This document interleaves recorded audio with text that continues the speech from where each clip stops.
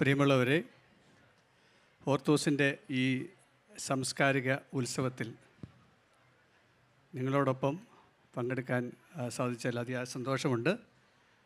സംഗീതത്തെപ്പറ്റിയാണ് നമ്മുടെ ചർച്ചയും സംവാദവുമെല്ലാം. നമ്മൾ സാധാരണഗതിയിൽ സംഗീതത്തെക്കുറിച്ച് സംസാരിക്കുമ്പോൾ ജനപ്രിയ സംഗീതത്തെക്കുറിച്ചും ജനപ്രിയമല്ലാത്തവയെക്കുറിച്ചും ഒക്കെ അങ്ങനെ ഒരു വേർതിരിവ് പലരും പറഞ്ഞ് കേൾക്കാറുണ്ട്. പക്ഷേ ജനപ്രിയമല്ലാത്ത സംഗീതം എന്നൊന്നും ഇല്ലെന്നാണ് എൻ്റെ ഒരു അഭിപ്രായം. അതോടുകൂടി ഞാൻ തുടങ്ങുകയാണ്. കാരണം ജനപ്രിയത കുറഞ്ഞ സംഗീത ശാഖകളുണ്ടാവും. അത് ഒരു ക്ലാസ്സിന് മാത്രം ആസ്വദിക്കാൻ പറ്റിയ, അല്ലെങ്കിൽ സംഗീതത്തെ കൂടുതൽ അറിയുന്ന ആളുകൾക്ക് കൂടുതലായിട്ട് ആസ്വദിക്കാൻ പറ്റിയ സംഗീത ശാഖകളുണ്ട്. അതിൽ പെട്ടുന്നതാണ് നമ്മുടെ ക്ലാസിക്കൽ സംഗീതവുമെല്ലാം.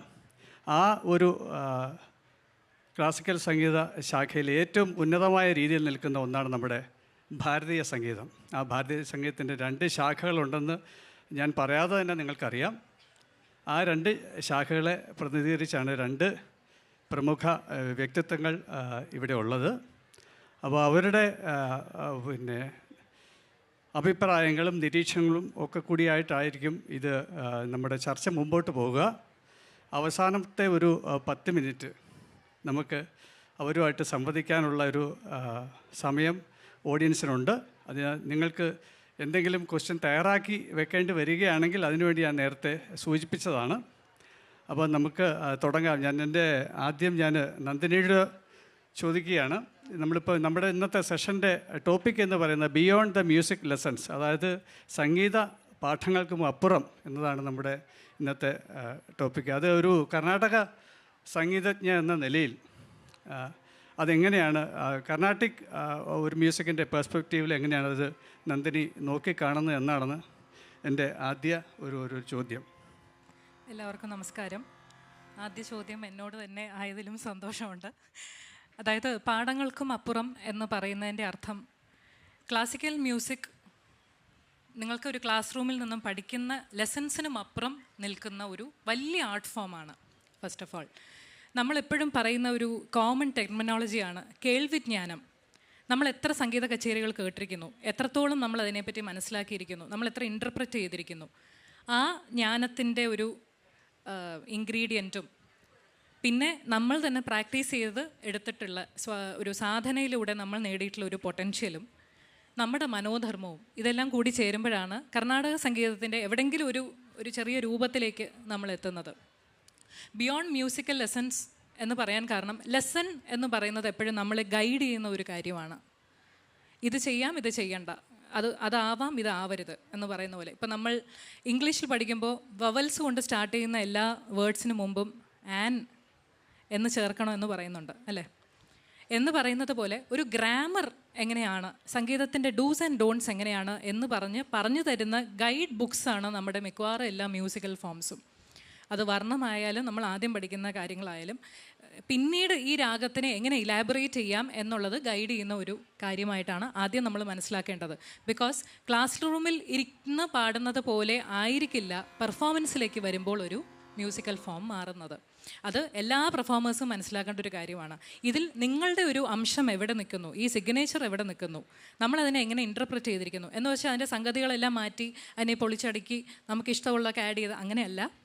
ആ പാടുന്നതിൻ്റെ എസ്തെറ്റിക്സ് ഓർഗാനിക്കലി നിങ്ങൾ എങ്ങനെ കൊണ്ടുവരുന്നു എന്നുള്ളതിലാണ് സംഗീതം നിൽക്കുന്നത്. നമ്മൾ ഓൾറെഡി സെറ്റ് ചെയ്തിരിക്കുന്നത് ആ കോമ്പോസിഷൻ മാത്രമേ ഉള്ളൂ, ബാക്കിയെല്ലാം ഓൺ ദ സ്പോട്ട് ക്രിയേഷൻ എന്നുപോലെ ഞാനിപ്പോൾ പറഞ്ഞു വന്ന പോയിന്റ് ഒരു ജഡ്ജ്മെൻ്റ് ആണ് സർ. ഫോർ എക്സാമ്പിൾ ഇവിടെ ഇരിക്കുന്ന കർണാടക സംഗീതം അഭ്യസിക്കുന്ന കുട്ടികളുണ്ടെങ്കിൽ അവർക്ക് എല്ലാവർക്കും മനസ്സിലാവും ഞാൻ ഈ പറയുന്നത് എന്താണെന്നുള്ളത്. നമ്മളിപ്പോൾ കല്യാണി വർണ്ണം പഠിക്കുന്നു, ആദ്യതാള വർണ്ണം പഠിക്കുന്നു, അടതാള വർണ്ണം പഠിക്കുന്നു. അതിനകത്ത് പലപ്പോഴും സ്വരങ്ങളുടെ പ്രയോഗം ഒരേ നോട്ടായിരിക്കാം, പക്ഷെ പല സന്ദർഭങ്ങളിൽ പലതായിട്ടാണ് അതിനെ നമ്മൾ ഉപയോഗിക്കുന്നത്. ഇപ്പോൾ ദ നി ര മ ഗ ധ മ ഗ രി കറക്റ്റാണ് കല്യാണിക്ക്. ദ നി ര മ ഗ ധ മ ഗ രി എന്നാണ് എന്നെ പൊന്നമ്മാൾ ടീച്ചർ പഠിപ്പിച്ചത്. ഇനി വേറൊരു ശാഖയുടെ ഒരു ശൈലി അതിനകത്ത് ഇപ്പോൾ കൊണ്ടുവരണമെങ്കിൽ ദ നി ര മ ഗ ധ മ ഗ രി ഇസ് ഓൾസോ കല്യാണി. പക്ഷേ ഇവിടെ ഏതാണ് ചേരുന്നത് എന്നുള്ളത് നമ്മുടെ ഒരു ജഡ്ജ്മെൻറ്റ് തരുന്നത് ഇത്തരം മ്യൂസിക്കൽ ഫോംസാണ്. ഇത് നമുക്ക് ഭാവിയിൽ സ്വരമോ രാഗമോ അതെന്താണോ പാടുന്നത് ആ സമയത്ത് നമുക്കൊരു ചോയ്സ് ഓഫ് ഫ്രേസ്, ഇവിടെ ഇത് പാടിയാൽ നന്നായിരിക്കും, അത് അവിടെ പാടിയാൽ നന്നായിരിക്കും എന്ന് പറയുന്ന ഒരു എസ്തെറ്റിക്കലി നമ്മൾ അവിടെ നമ്മൾ തന്നെ അറിയാതെ നമ്മൾ ട്രെയിൻഡ് ആവുകയാണ്. അതാണ് മ്യൂസിക്കൽ ലെസൺസിൻ്റെ ഇമ്പോർട്ടൻസ്. ഒരു ഹിന്ദുസ്ഥാനി സംഗീതത്തിൻ്റെ പെർസ്പെക്റ്റീവിൽ പറയുകയാണെങ്കിൽ ഇത് നന്ദിനിയുടെ അതേ അഭിപ്രായം തന്നെയാണോ മിസ്റ്റർ ഷൈനുള്ളത്? ഹിന്ദുസ്ഥാനി ഞാൻ പറയുന്നത് ഇതിപ്പോൾ കല്യാണി എന്നുള്ള രാഗം ഹിന്ദുസ്ഥാനിൽ യമൻ എന്നുള്ള രാഗമായിട്ടാണ്. യമൻ രാഗത്തിന് ഹിന്ദുസ്ഥാനിൽ കുറേ അധികം റൂൾസ് ഉണ്ട്. ഒന്ന്, സായിൽ നിന്ന് മുകളിലോട്ട് പോകാൻ പാടില്ല. പിന്നെ രേ ഗമ ധനി സാനെ ദ പ മ ഗ രെ സ. നിങ്ങൾ പഞ്ചമം ക്രോസ് ചെയ്ത് ധൈവതം തൊടുകയാണെങ്കിൽ അത് ഗായിന്ന് പോകണം. ഗമപധ പമ ഗമപധ പമ ഗമ ഗ രെ സ രെ ഗമപധ പ. It's not allowed at. ഇരിയും തുടങ്ങിയാൽ നിങ്ങൾക്ക് പഞ്ചമം വരെ പോകാൻ പറ്റുള്ളൂ. രെ ഗമ പമ ഗ രെ ഗമ പമ ഗ ഗമപധ പമ ഗമപധ പമ. ധായിന്ന് മുകളിലോട്ട് പോകണമെങ്കിൽ ഗമധനി സനി ധ പ, പഞ്ചമം വിടണം. ഈ റൂള് ഇനി നിങ്ങൾ ഹിന്ദുസ്ഥാനി മ്യൂസിക് കേൾക്കുകയാണെങ്കിൽ വലിയ ആൾക്കാർ പാടുമ്പോൾ ഈ റൂൾ അതുപോലെ തന്നെ ഫോളോ ചെയ്യുന്നതാണ്. ഞാൻ ഈ റൂൾ എന്ന് പറയാൻ പറഞ്ഞത് കുറേ നമ്മുടെ മലയാളികളായിട്ടുള്ള ആൾക്കാർക്ക് ഹിന്ദുസ്ഥാനി വേണമെങ്കിൽ എങ്ങനെ വേണമെങ്കിലും പാടാം, അങ്ങനെ പാടാം. പക്ഷേ അത് ക്ലാസിക്കൽ ഇത് ചെയ്യുന്ന സമയത്തല്ല. അതുകൊണ്ട് കല്യാണി എന്നുള്ള രാഗത്തിൻ്റെ റൂൾസ് കറക്റ്റായിട്ട് പാലിച്ച് തന്നെ വേണം പാടാൻ. നിങ്ങൾ ആരോഹ് പാടുമ്പോൾ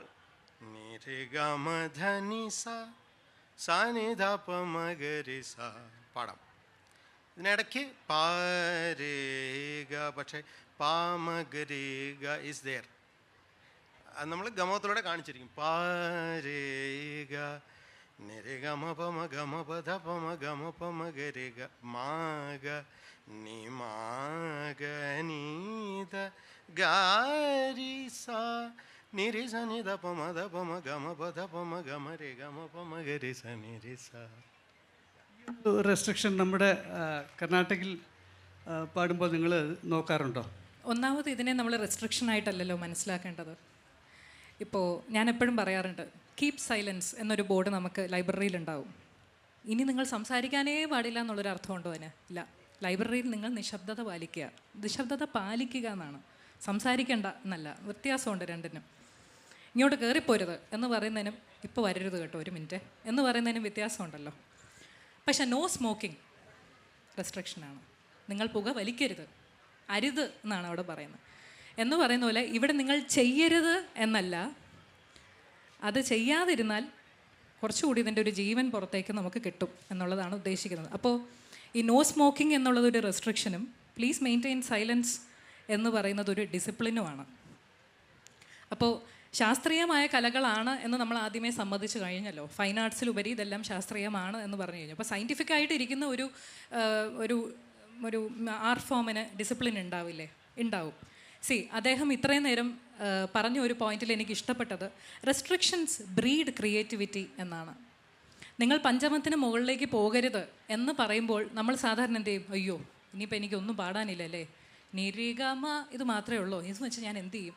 പക്ഷേ 4 സ്വരമേ ഉള്ളൂ, നമുക്കതിനൊരു 40,000 കോമ്പിനേഷൻ ഉണ്ടാക്കിയേക്കാം എന്ന് ചിന്തിക്കുന്ന സ്ഥലത്താണ് അത് ക്രിയേറ്റിവിറ്റിയായി മാറുന്നത്. Restrictions always breed creativity.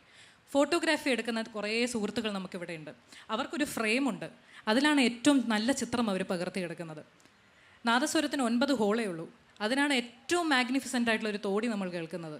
9 എണ്ണേ ഉള്ളൂ. അപ്പോൾ 9 സ്വരം വെച്ച് ഞാൻ വായിക്കുള്ളൂ എന്ന് പറഞ്ഞ് അവിടെ നിർത്താൻ നമുക്ക് പറ്റില്ല. അപ്പോൾ റെസ്ട്രിക്ഷനായി ഇതിനെ കാണാതെ ദയവായി അതിൻ്റെ ഒരു ലാംഗ്വേജാണ്, അതിൻ്റെ ഡിസിപ്ലിനാണെന്ന് പറഞ്ഞ് കാണുന്നതാണ് കുറച്ചുകൂടെ നല്ലത് കലകൾക്ക്. ഒരു സ്പോർട്സിന് പോലും അങ്ങനെയല്ലേ സാർ? ഇപ്പോൾ ക്രിക്കറ്റ് കളിക്കുമ്പോൾ അതിനൊരു നിയമമുണ്ട് അല്ലേ? ബോള് പൊങ്ങി ചെന്ന് നമ്മുടെ എന്താണ് അതിൻ്റെ പേര് ബൗണ്ടറിയിലേക്ക് വീഴുമ്പോൾ അതിനെ 6 എന്നും ഉരുണ്ട് എന്ന് വീഴുന്നതിനെ 4 എന്നും നമ്മൾ മനസ്സിലാക്കിയിട്ടുണ്ട്.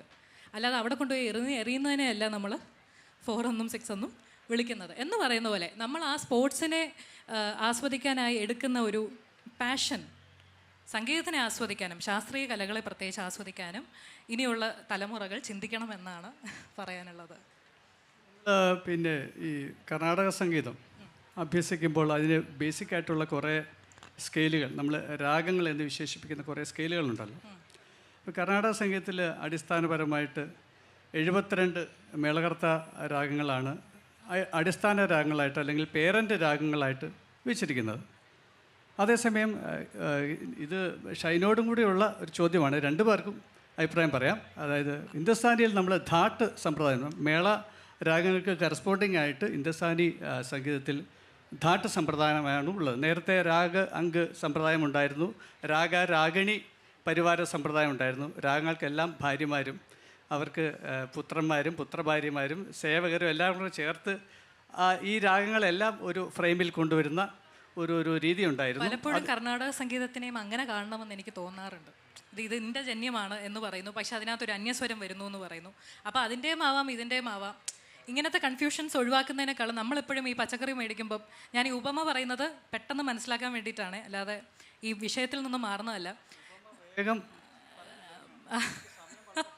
തീർച്ചയായിട്ടും കിഴങ്ങ് വർഗ്ഗങ്ങളെല്ലാം ഒരേ ബാസ്ക്കറ്റിൽ ഇടുന്നു എന്ന് പറയുന്ന പോലെ തന്നെ എനിക്കെപ്പോഴും തോന്നാറുണ്ട്, ഹരികാമ്പോജി ആയാലും കേദാരഗൗള ആയാലും അതിൻ്റെ മറ്റു ജന്യങ്ങൾ ഒരേപോലെ ഇരിക്കുന്നവയെല്ലാം എന്തുകൊണ്ട് ഒരു ഫാമിലിയാണ് എന്ന് അവരുടെ ശാഖയിൽ പറയുന്ന പോലെ പറഞ്ഞുകൂടാ എന്ന്. ഈ ജന്യജനക റിലേഷൻ വരുമ്പോൾ ഉണ്ടാകുന്ന കൺഫ്യൂഷൻസ് ഒഴിവാക്കാമെന്ന് എനിക്കെപ്പോഴും തോന്നിയിട്ടുണ്ട്. അങ്ങനെ തോന്നാറുണ്ടോ?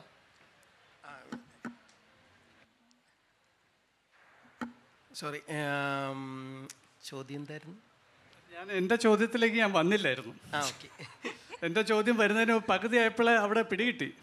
പക്ഷേ എൻ്റെ ചോദ്യം ഇതായിരുന്നു, നമ്മൾ മേളകർത്താ രാഗങ്ങൾ 72 മേളകർത്താ രാഗങ്ങൾ വരുന്നത് പലരും കുട്ടികളൊക്കെ കർണാടക സംഗീതവും ഹിന്ദുസ്ഥാനി സംഗീതവും ഒക്കെ അഭ്യസിച്ചിട്ടുള്ള കുട്ടികൾ ഇവിടെ ഉണ്ടാവും. പക്ഷേ അവർ പഠിച്ച പാഠങ്ങൾക്ക് അപ്പുറമായിട്ട് എന്ത് പറയാൻ പറ്റുമെന്നാണ് നമ്മൾ ചിന്തിക്കുന്നത്. ഈ മേളകർത്താ രാഗങ്ങളിൽ അറിയുന്ന ആൾക്കാരുണ്ടാവുമെങ്കിലും ശരിക്കും അതിനകത്ത് മനസ്സിലാക്കി എടുക്കേണ്ടത് വിവാദി മേളാസിനെ മനസ്സിലാക്കുന്നു. ഞാൻ ചോദിച്ചു വന്നത് അത് തന്നെയാണ്. ഈ 12 സെമി ടോൺസ്, നമ്മൾ വെസ്റ്റേൺ മ്യൂസിക് പഠിക്കുകയാണെങ്കിൽ 12 സെമി ടോൺസ് ആണുള്ളത്, അല്ലെങ്കിൽ 12 സ്വരസ്ഥാനങ്ങളാണുള്ളത്. പക്ഷേ നമ്മൾ മേളകർത്താ രാഗങ്ങൾ പറയുമ്പോൾ 16 സ്വരങ്ങളിലേക്ക് പോകുന്നു, അല്ലെങ്കിൽ സ്വരസ്ഥാനങ്ങളിലേക്ക് പോകുന്നു. ഹിന്ദുസ്ഥാനിയിൽ അത് അറ്റ് ദ സെയിം ടൈം 12 സ്വരസ്ഥാനങ്ങൾ മാത്രമായിട്ട് അവർ ഫോളോ ചെയ്യുന്നു. അപ്പോൾ ആ ഒരു ഡിഫറൻസ് വിവാദി രാഗങ്ങൾ അങ്ങനെ ഉണ്ടാക്കിയത് കൊണ്ട് ഹിന്ദുസ്ഥാനി സംഗീതത്തിൽ ഈ 10 ധാട്ടുകൾ മാത്രമായിട്ട് വെക്കാൻ കാരണം ഈ വിവാദി സ്വരങ്ങൾ, വിവാദി എന്നുള്ള പേരിൻ്റെ അർത്ഥം തന്നെ ശത്രു എന്നാണല്ലോ. ഇപ്പോൾ ഈ ശത്രുതയുള്ള സ്വരങ്ങൾ ഒരേപോലെ വരുന്നത് കൊണ്ടാണോ എന്നാണ് എൻ്റെ ചോദ്യം. അപ്പോൾ രണ്ടു കൂട്ടർക്കും അത് പറയാം. എന്തായാലും അത് അക്സെപ്റ്റ് ചെയ്യണമെന്നാണ് നമ്മൾ തീരുമാനിച്ചിരിക്കുന്നത്, അല്ലേ? അത് ശത്രു ആയാലും എത്ര ആയാലും ഏറ്റവും നല്ലത് കണ്ടു കഴിഞ്ഞാൽ നമ്മളത് പറയണം. എനിക്ക് ഏറ്റവും ശത്രുവായിട്ടുള്ള ഒരു സ്ത്രീ വളരെ സുന്ദരിയാണെങ്കിൽ ഞാനത് അക്സെപ്റ്റ് ചെയ്യണം, സാർ അവർ സുന്ദരിയാണ് എന്ന്. പക്ഷേ വിവാദി മേളത്തിനെ നമ്മൾ മനസ്സിലാക്കേണ്ടത്, മൊണോട്ടോണസ് ആയിട്ടുള്ള നമ്മൾ ഈ പറയുന്ന ജാമ്പവാനായിട്ടുള്ള രാഗം, ഇപ്പോൾ ധീരശങ്കരാഭരണമോ മേജ കല്യാണിയോ ഖരഹരപ്രിയോ മായമളഗോളിയോ ഹരികാംബോജിയോ അതുപോലത്തെ നടഭൈരവിയോ ഏത് രാഗവുമായാലും, പക്ഷേ ഇടയ്ക്ക് ഈ വിവാദി രാഗങ്ങൾ കൊണ്ടുവരുന്ന ഒരു ഫ്ലേവർ വേറെ തന്നെയാണ്. ഇപ്പം നമ്മളൊരു കുറേ കോമ്പോസിഷൻസ് ഭാഷാംഗമല്ലാത്ത രാഗങ്ങൾ കുറേ പഠിച്ചു കഴിഞ്ഞിട്ട് പെട്ടെന്നൊരു വിവാദി രാഗങ്ങൾ എടുക്കുമ്പോഴേക്കും കുട്ടികൾക്കും ആക്ച്വലി ഭയങ്കര ഇൻട്രസ്റ്റ് ആണ് അത് പഠിക്കാൻ. പക്ഷേ വിവാദി രാഗത്തിനെ ഒരു സ്കോപ്പ് ഫോർ എലാബറേഷൻ അല്ലെങ്കിൽ മനോധർമ്മം എന്നതിലുപരി നമുക്കതിനകത്ത് ഒരുപാട് കാര്യങ്ങൾ നമ്മളെ ട്രെയിൻ ചെയ്യാനായിട്ട്, നമ്മളെ തന്നെ ചാലഞ്ച് ചെയ്യാനായിട്ട് ശരിക്കും മനസ്സിലാക്കാനുണ്ട് എന്നാണ് നമ്മൾ ആദ്യം എടുക്കേണ്ടത് അതിനെ. ഇപ്പോൾ സാറ് പറഞ്ഞു 16 നോട്ട്സ്, 12 ആയതിനെ 16 ആക്കി. അപ്പോൾ ഒരു ഡ്യൂപ്ലിക്കേഷനാണ് അവിടെ സംഭവിച്ചിരിക്കുന്നത്. സരി ഗ മ സരി ഗ മ സരി ഗ മ സരി ഗ മ സരി ഗ മ സരി ഗ മ പദ നി സ പദ നി സ പദ നി സ പദ നി സ പദ നി സ പദ നി സ. ഇങ്ങനെ പ്രാക്ടീസ് ചെയ്ത് കഴിഞ്ഞാൽ ഈ നോട്ട് ഏത് സ്ഥാനത്ത് വന്നാലും നമുക്ക് എടുക്കാൻ പറ്റും. പക്ഷെ എൻ്റെ ചോദ്യം ഇതിനെ ബേസ് ചെയ്ത് ഒരു ചോദ്യം കൂടിയുണ്ട്. കാരണം ഈ 2 നോട്ടുകൾ ഒരുമിച്ച് വന്നാൽ മാത്രമല്ലേ എക്സിസ്റ്റൻസ് ഉള്ളൂ. അതായത് ഇപ്പോൾ ശുദ്ധ ഗാന്ധാരം, നമ്മൾ ചതുശ്രീ ഋഷഭം, നിങ്ങൾക്ക് മനസ്സിലാണെങ്കിൽ വലിയ ഋഷഭം നമ്മൾ ശുദ്ധ ഗാന്ധാരമായിട്ട് ഏറ്റവും ചെറിയ ഗാന്ധാരമായിട്ട് പാടണമെങ്കിൽ ഋഷഭം കൂടി ഉണ്ടെങ്കിലല്ലേ ഇതിന് എക്സിസ്റ്റൻസ് ഉള്ളൂ. രണ്ടും ഒരേ നോട്ട്സ് പാടിയാലേ, 2 നോട്ടുകളും അടുത്തടുത്ത് പാടിയാൽ മാത്രമല്ലേ നിലനിൽപ്പുള്ളൂ. ആദ്യം നമുക്കൊന്ന് എഴുന്നേറ്റ് നിന്നിട്ട് നടക്കാമെന്നുള്ളത് ഞാൻ ഉദ്ദേശിച്ചത്. അതാണ്. പക്ഷേ ഇപ്പോൾ നമ്മൾ ശുദ്ധഗാന്ധാരം മാത്രമായിട്ട് പാടാൻ പറ്റുമോ? ഇല്ല. ശുദ്ധഗാന്ധാരം മാത്രമായിട്ട് നമുക്ക് പാടാൻ പറ്റില്ല. ശുദ്ധഗാന്ധാരം പാടണമെങ്കിൽ നിങ്ങൾ ശുദ്ധ ഋഷഭം കൂടി പാടണം. അല്ലെങ്കിൽ ഷഡ്ശുദ്ധ ഋഷഭം പാടണമെങ്കിൽ സരിഗ എന്ന് പാടിയിട്ട് കാര്യമില്ല. രണ്ടും, അതായത് ഒരാളുടെ വീട്ടിൽ വാടകയ്ക്ക് താമസിക്കുന്ന വേറൊരു വ്യക്തിയാണ് മറ്റത്. അപ്പോൾ രണ്ടും അടുപ്പിച്ച് ഒരിക്കലും ഒരു രാഗത്തിൽ വരികയുമില്ല. അതാണ് സാർ ഉദ്ദേശിച്ചത്. അങ്ങനെ വന്നാലല്ലേ ഇതിനൊരു പ്രാക്ടീസ് കൂടുതൽ എഫക്റ്റീവ് ആവുള്ളൂ എന്നാണ് സാർ ഉദ്ദേശിക്കുന്നത്. ഹിന്ദുസ്ഥാനിയിൽ ഇതിന് നേരെ വിരുദ്ധമാണ്. കോംപ്ലിക്കേഷൻസ് ഒന്നുമില്ല. ഇല്ല. ഹിന്ദുസ്ഥാനിയിൽ നമ്മൾക്ക് ഈ 16 സ്വരസ്ഥാനത്തിൻ്റെ പ്രശ്നമൊന്നുമില്ല. രണ്ട് ഗാന്ധാരം ഗാന്ധാരമായിട്ട് തന്നെ പാടും അല്ലേ? പക്ഷേ ഗാന്ധാരം ഗാന്ധാരമായിട്ട് തന്നെ പാടും. ഇപ്പോൾ നമ്മൾ ജോഗിൽ ഇപ്പോൾ സഗ സ സഗ മ ഗ സ സഗ ഗ മ അങ്ങനെ പാടാമല്ലോ. അപ്പോൾ പക്ഷേ ആ ഗായെ ഹിന്ദുസ്ഥാനിക്കാർ രീ എന്ന് വിളിക്കുന്നില്ല, അവർ ഗായായിട്ട് തന്നെ പാടുന്നു. പക്ഷേ ഈ മേളകർത്ത രാഗങ്ങളുമായിട്ട് ബന്ധപ്പെട്ട് ഹിന്ദുസ്ഥാനിൽ എനിക്ക് കുറച്ച് കാര്യം പറയാനുണ്ട്. 1 മിനിറ്റ് 30 സെക്കൻഡ്. ഓക്കെ, 1 മിനിറ്റ് 31 സെക്കൻഡും അനുവദിച്ചിരിക്കുന്നു. ഓക്കെ, വിഷ്ണുനാരായൺ ഭാത്കാണ്ഡെയാണ് 10th ഹാർട്ട് സിസ്റ്റം കർണാട്ടിക് ഹിന്ദുസ്ഥാനി സംഗീതത്തിലുണ്ടാക്കിയത്. അദ്ദേഹം റെഫർ ചെയ്തത് വെങ്കിടമഖി എന്ന ഒരു വാഗ്വേകാരൻ്റെ ചതുർദണ്ഡി പ്രകാശികയാണ്. പക്ഷേ ഈ ചതുർദണ്ഡി പ്രകാശിക അദ്ദേഹം റെഫർ ചെയ്യുന്നതിന് മുമ്പ് തന്നെ ഈ 10th ഹാർട്ടുകൾ ഉണ്ടാക്കിയിട്ടുണ്ട്.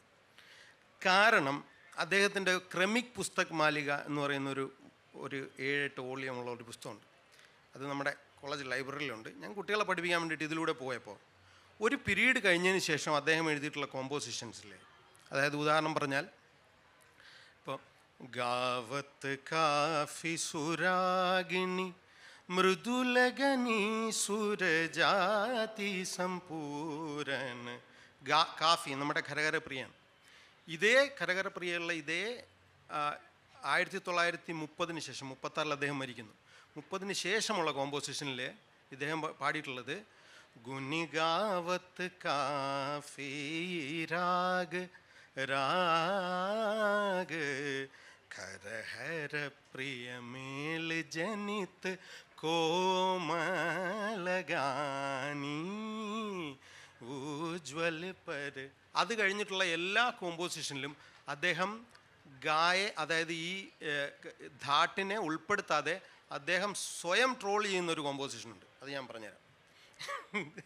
അത് സരിഗ പനി സനി പഗ ഹംസധ്വനി രാഗ് കോ ഗായേ हंस के ध्वनि को राग में मिलए धाट को देखे रसिक उलझाए मेल कल्याणी. ഇത് അദ്ദേഹത്തെ തന്നെ ട്രോൾ ചെയ്യുന്ന സംഭവമാണ്. അതായത് ധാട്ട് കോ ദേഖെ രസിക്ക് ഉൽജായെ, എല്ലാ ധാട്ട് ഏതാണെന്ന് നോക്കി ആൾക്കാർ അങ്ങോട്ടും ഇങ്ങോട്ടും നടക്കുന്നത്. പക്ഷേ മേളം കല്യാണിയാണെന്ന് കറക്റ്റായിട്ട് ഇവിടെ പറഞ്ഞു വെക്കുന്നു. അപകടം, സോറി. ഈ സമ്പ്രദായത്തെ എന്തുകൊണ്ട് നോർത്ത് ഇന്ത്യൻ മ്യൂസീഷ്യൻസ് അംഗീകരിക്കുന്നില്ല? അതായത് നമ്മൾ പഠിപ്പിക്കുന്ന കുട്ടികൾ തന്നെ, നോർത്ത് ഇന്ത്യൻ കുട്ടികളോട് തന്നെ നമ്മൾ ചോദിക്കുമ്പോൾ അവർ പെട്ടെന്ന് ഭയങ്കരമായിട്ട് എനിക്കെതിരെ തിരിയുകയും കംപ്ലൈൻറ്റ് കൊടുക്കുകയും. ലക്ഷൻ ഗീതാണോ അദ്ദേഹം? ആ ലക്ഷൻ ഗീത് നമ്മുടെ കർണാടക സംഗീതത്തിൽ ലക്ഷണഗീതം പഠിക്കുന്നതും ആ രാഗത്തിൻ്റെ ആ താളത്തിൻ്റെ എല്ലാ സ്വരസ്ഥാനങ്ങളും എല്ലാം പറഞ്ഞുകൊണ്ടുള്ള സാഹിത്യത്തിലാണ് വരുന്നത്, സ്തുതിഗീതത്തിൽ നിന്നും വ്യത്യാസമായിട്ട്. അപ്പം അതിൻ്റെ തന്നെ വേറൊരു പകർപ്പ്. അപ്പോൾ ഇത് ബേസിക് ആയിട്ടാണോ പഠിപ്പിക്കാറത്? ഈ കാര്യത്തെ നമ്മുടെ കോളേജിലുള്ള ഇപ്പം ഇഗ്നോയുടെ സിലബസ് ആണെങ്കിലും നോർത്ത് ഇന്ത്യയിൽ പഠിപ്പിക്കുന്ന ഹിന്ദുസ്ഥാനി മ്യൂസിക്കിൻ്റെ സിലബസ് ആണെങ്കിലും നമ്മൾ കുറച്ച് പിള്ളേരുടെ കയ്യിൽ നിന്നൊക്കെ ഇത് കളക്ട് ചെയ്ത് നോക്കിയപ്പോൾ ഈ കാര്യങ്ങൾ അവർ പഠിപ്പിക്കുന്നേയില്ല. ഈ കാര്യം ഒളിച്ചു വെച്ചിരിക്കുകയാണ്. അതുപോലെ തന്നെ ഈ DV പലുസ്കറുടെ നൊട്ടേഷൻ സിസ്റ്റം ഉണ്ടല്ലോ, നമ്മളിപ്പോൾ ഗന്ധർവ മഹാവിദ്യാലയം ഇപ്പോൾ ഈ നൊട്ടേഷൻ സിസ്റ്റം, അദ്ദേഹത്തിൻ്റെ പഴയ നൊട്ടേഷൻ സിസ്റ്റം സിലബസിൻ്റെ ഭാഗമായിട്ട് എനിക്ക് പഠിപ്പിക്കേണ്ടി വന്നു. അപ്പോൾ എനിക്ക് മനസ്സിലായത് അദ്ദേഹത്തിൻ്റെ മരണത്തോടെ അദ്ദേഹത്തിൻ്റെ കംപ്ലീറ്റ് നൊട്ടേഷനും അദ്ദേഹത്തിൻ്റെ ശിഷ്യന്മാർ മാറ്റി വെച്ചിട്ട് ഇപ്പോൾ പഠിപ്പിക്കുന്നത് വിഷ്ണുനാരായൺ ഭാത്കാണ്ഡെ നൊട്ടേഷൻ സിസ്റ്റം. പക്ഷേ കർമിക് പുസ്തകമാല ലൈബ്രറിയിൽ അവൈലബിൾ അല്ലേ? അതെ, അത് വായിക്കുമ്പോൾ കുട്ടികൾക്ക് മനസ്സിലാവില്ലേ? പക്ഷേ ഇപ്പോൾ ഈ ഷൈൻ പറഞ്ഞ കാര്യം എനിക്ക് പുതിയ അറിവാണ്. അതെ, കാരണം 10 ധാട്ടുകൾ മാത്രമേ അവർ കോഡിഫൈ ചെയ്തിട്ടുള്ളൂ എന്നാണ് ഞാൻ മനസ്സിലാക്കിയത്. കാരണം അദ്ദേഹത്തിൻ്റെ അവസാന കാലത്തായിരിക്കണം മുത്തു വെങ്കടമഖി ഉണ്ടല്ലോ, അദ്ദേഹത്തിൻ്റെ പുത്രൻ മുത്തു വെങ്കടമഖി ഇതിനൊരു അനുബന്ധം എഴുതുന്നുണ്ട് ചതുർദണ്ഡി പ്രകാശികക്ക്. അപ്പോൾ ഇത് വായിച്ചതോടു കൂടിയാണ് ഇദ്ദേഹത്തിന് ഇത് മനസ്സിലാകുകയും സത്യം പറഞ്ഞാൽ വിഷ്ണുനാരായൺ ഭാത്കാണ്ഡെ അദ്ദേഹത്തിൻ്റെ പെന്നയുമായിട്ട് ഉപയോഗിച്ചിട്ടുള്ളത് വിഷ്ണു ശർമ്മ എന്നായിരുന്നു ആദ്യ കാലഘട്ടങ്ങൾ. പക്ഷേ അത് കഴിഞ്ഞിട്ട് പുള്ളി ചതുർ പണ്ഡിറ്റ് എന്നാക്കുന്നുണ്ട്. എന്തുകൊണ്ടാണ് ഈ ചതുര പണ്ഡിറ്റ് എന്നാക്കുന്നതിന് കാരണം ഈ ചതുർദണ്ഡി പ്രകാശികയാണ്. അദ്ദേഹം അത്രത്തോളം ഒബ്സസ്ഡ് ആയിരുന്നു ആ കോമ്പോസിഷനുമായിട്ട്. പക്ഷേ അദ്ദേഹം മനസ്സിലാക്കിയ ആ സത്യത്തെ എന്തുകൊണ്ടോ നോർത്ത് ഇന്ത്യൻ മ്യൂസീഷ്യൻസ് അംഗീകരിക്കാതെ പോകുന്നുണ്ട്. പക്ഷെ ഇതിനകത്തൊരു ഭയങ്കര ഒരു വ്യത്യാസം എനിക്ക് തോന്നിയത്, ചതുർദണ്ഡി പ്രകാശിക എന്ന് പറയുന്ന ഒരു വെങ്കടമഖിയുടെ കോമ്പോസിഷൻ, ആ ഒരു വർക്ക് അസംപൂർണ്ണ മേളകർത്ത പദ്ധതിയുമായിട്ട് ചേർന്നിട്ടുള്ള ഒരു ഇതാണ്. അസംപൂർണ്ണമാണ്. അസംപൂർണ്ണമാക്കിയത് പിന്നീട് വന്ന. പക്ഷേ ഈ ഗാനം കോമ്പോസിഷൻ വന്നിരിക്കുന്നത് നമ്മളിപ്പോൾ ഫോളോ ചെയ്യുന്ന രീതിയിലുള്ള ഒരു പ്രയോഗത്തിലാണ്. അതെ അതെ അതെ. വെങ്കടമഖി 20 രാഗങ്ങൾ പറഞ്ഞിട്ടുള്ളൂ. 20 ഇല്ല 19 20 19 ഉള്ളൂ. അത് പിന്നെ കൽപ്പീഷമാന മേളകർത്തെന്നും കൽപ്പിയമാന മേളകർത്തെന്ന് അദ്ദേഹം ഡിവൈഡ് ചെയ്തു. കാരണം പിന്നീട് വരേണ്ട മേളങ്ങളെ അദ്ദേഹം സ്കീമുണ്ടാക്കി. പക്ഷെ പിന്നീട് വന്ന പേരുകൾ അടുത്ത തമ്മിൽ വ്യത്യാസമുണ്ടായി. അതെ, അടുത്ത ചൂടാമണിയിലാണ് പിന്നെ കരഹരപ്രിയ ശ്രീരാഗം എന്ന് മാത്രമേ രേഖപ്പെടുത്തിയിട്ടുള്ളൂ. ശ്രീരാഗത്തിലാണ് ഖരഖരപ്രിയ എന്നുള്ള പേര് പിന്നീട് ആണ് വരുന്നത്. അപ്പോൾ ശ്രീരാഗം ആയിരിക്കില്ല അദ്ദേഹം ഫോളോ ചെയ്തത്. പിന്നീട് വന്ന ഗോവിന്ദ ദീക്ഷിതരുടെ ശങ്കര ചൂടാമണി എന്നുള്ള ബുക്കിൽ ഈ മേളകർത്ത പേരുകളൊക്കെ വന്നപ്പോൾ ആ പേരുകളായിരിക്കാം ഒരുപക്ഷെ ഇദ്ദേഹം സ്വീകരിച്ചത്. മുത്തുവെങ്കടമഖിയുടെ അസംപൂർണ്ണമുള്ള പദ്ധതിയിലും നിങ്ങൾ ശ്രദ്ധിച്ചാൽ മനസ്സിലാവും, കനകാംബരി ഫേനദുതി ആ ഫസ്റ്റ് ഇത് കഴിഞ്ഞു കഴിഞ്ഞാൽ ബാക്കിയുള്ള രാഗങ്ങളെല്ലാം സെയിം തന്നെയാണ്. വളരെ കുറച്ച് രാഗങ്ങളേ ഉള്ളൂ നെയിം വ്യത്യാസപ്പെടുന്നത്. ഒരുമാതിരി മിഡിലായിട്ട് വരുന്ന എല്ലാ ചക്രങ്ങളുടെയും രാഗങ്ങളുടെ നെയിം നമ്മൾ ഇന്ന് ഉപയോഗിക്കുന്ന നെയിമുകൾ തന്നെ. പിന്നെ രസികരഞ്ജിനി രസികപ്രിയയായി പേരുണ്ട്. അത് അസംപൂർണ്ണ മേള പദ്ധതിക്ക് തന്നെ 2 പിന്നെ ഇതുണ്ട്. അതായത് പിന്നെ അസംപൂർണ്ണ മേള പദ്ധതി പ്രീവിയസ് ഉണ്ട്, ലേറ്ററും ഉണ്ട്. അപ്പോൾ ലേറ്റർ എഡിഷനിലാണ് പിന്നെ ഈ സംഖ്യ അനുസരിച്ച് അവർ അറേഞ്ച് ചെയ്ത്. അപ്പോൾ അതുകൊണ്ട് നമ്മളിപ്പോൾ ഫോളോ ചെയ്യുന്ന മേളകർത്ത പദ്ധതി വന്നതിന് ശേഷമായിരിക്കാം, കാരണം അദ്ദേഹത്തിൻ്റെ കാലഘട്ടം അതാണല്ലോ, അതിന് ശേഷമായിരിക്കാം ഈ പിന്നെ ഇദ്ദേഹം ഇങ്ങനെയുള്ള ഈ ലക്ഷൻ ഗീതമൊക്കെ എഴുതിയിരിക്കുന്നതാണെന്നാണ് എൻ്റെ ഒരു നിഗമനം.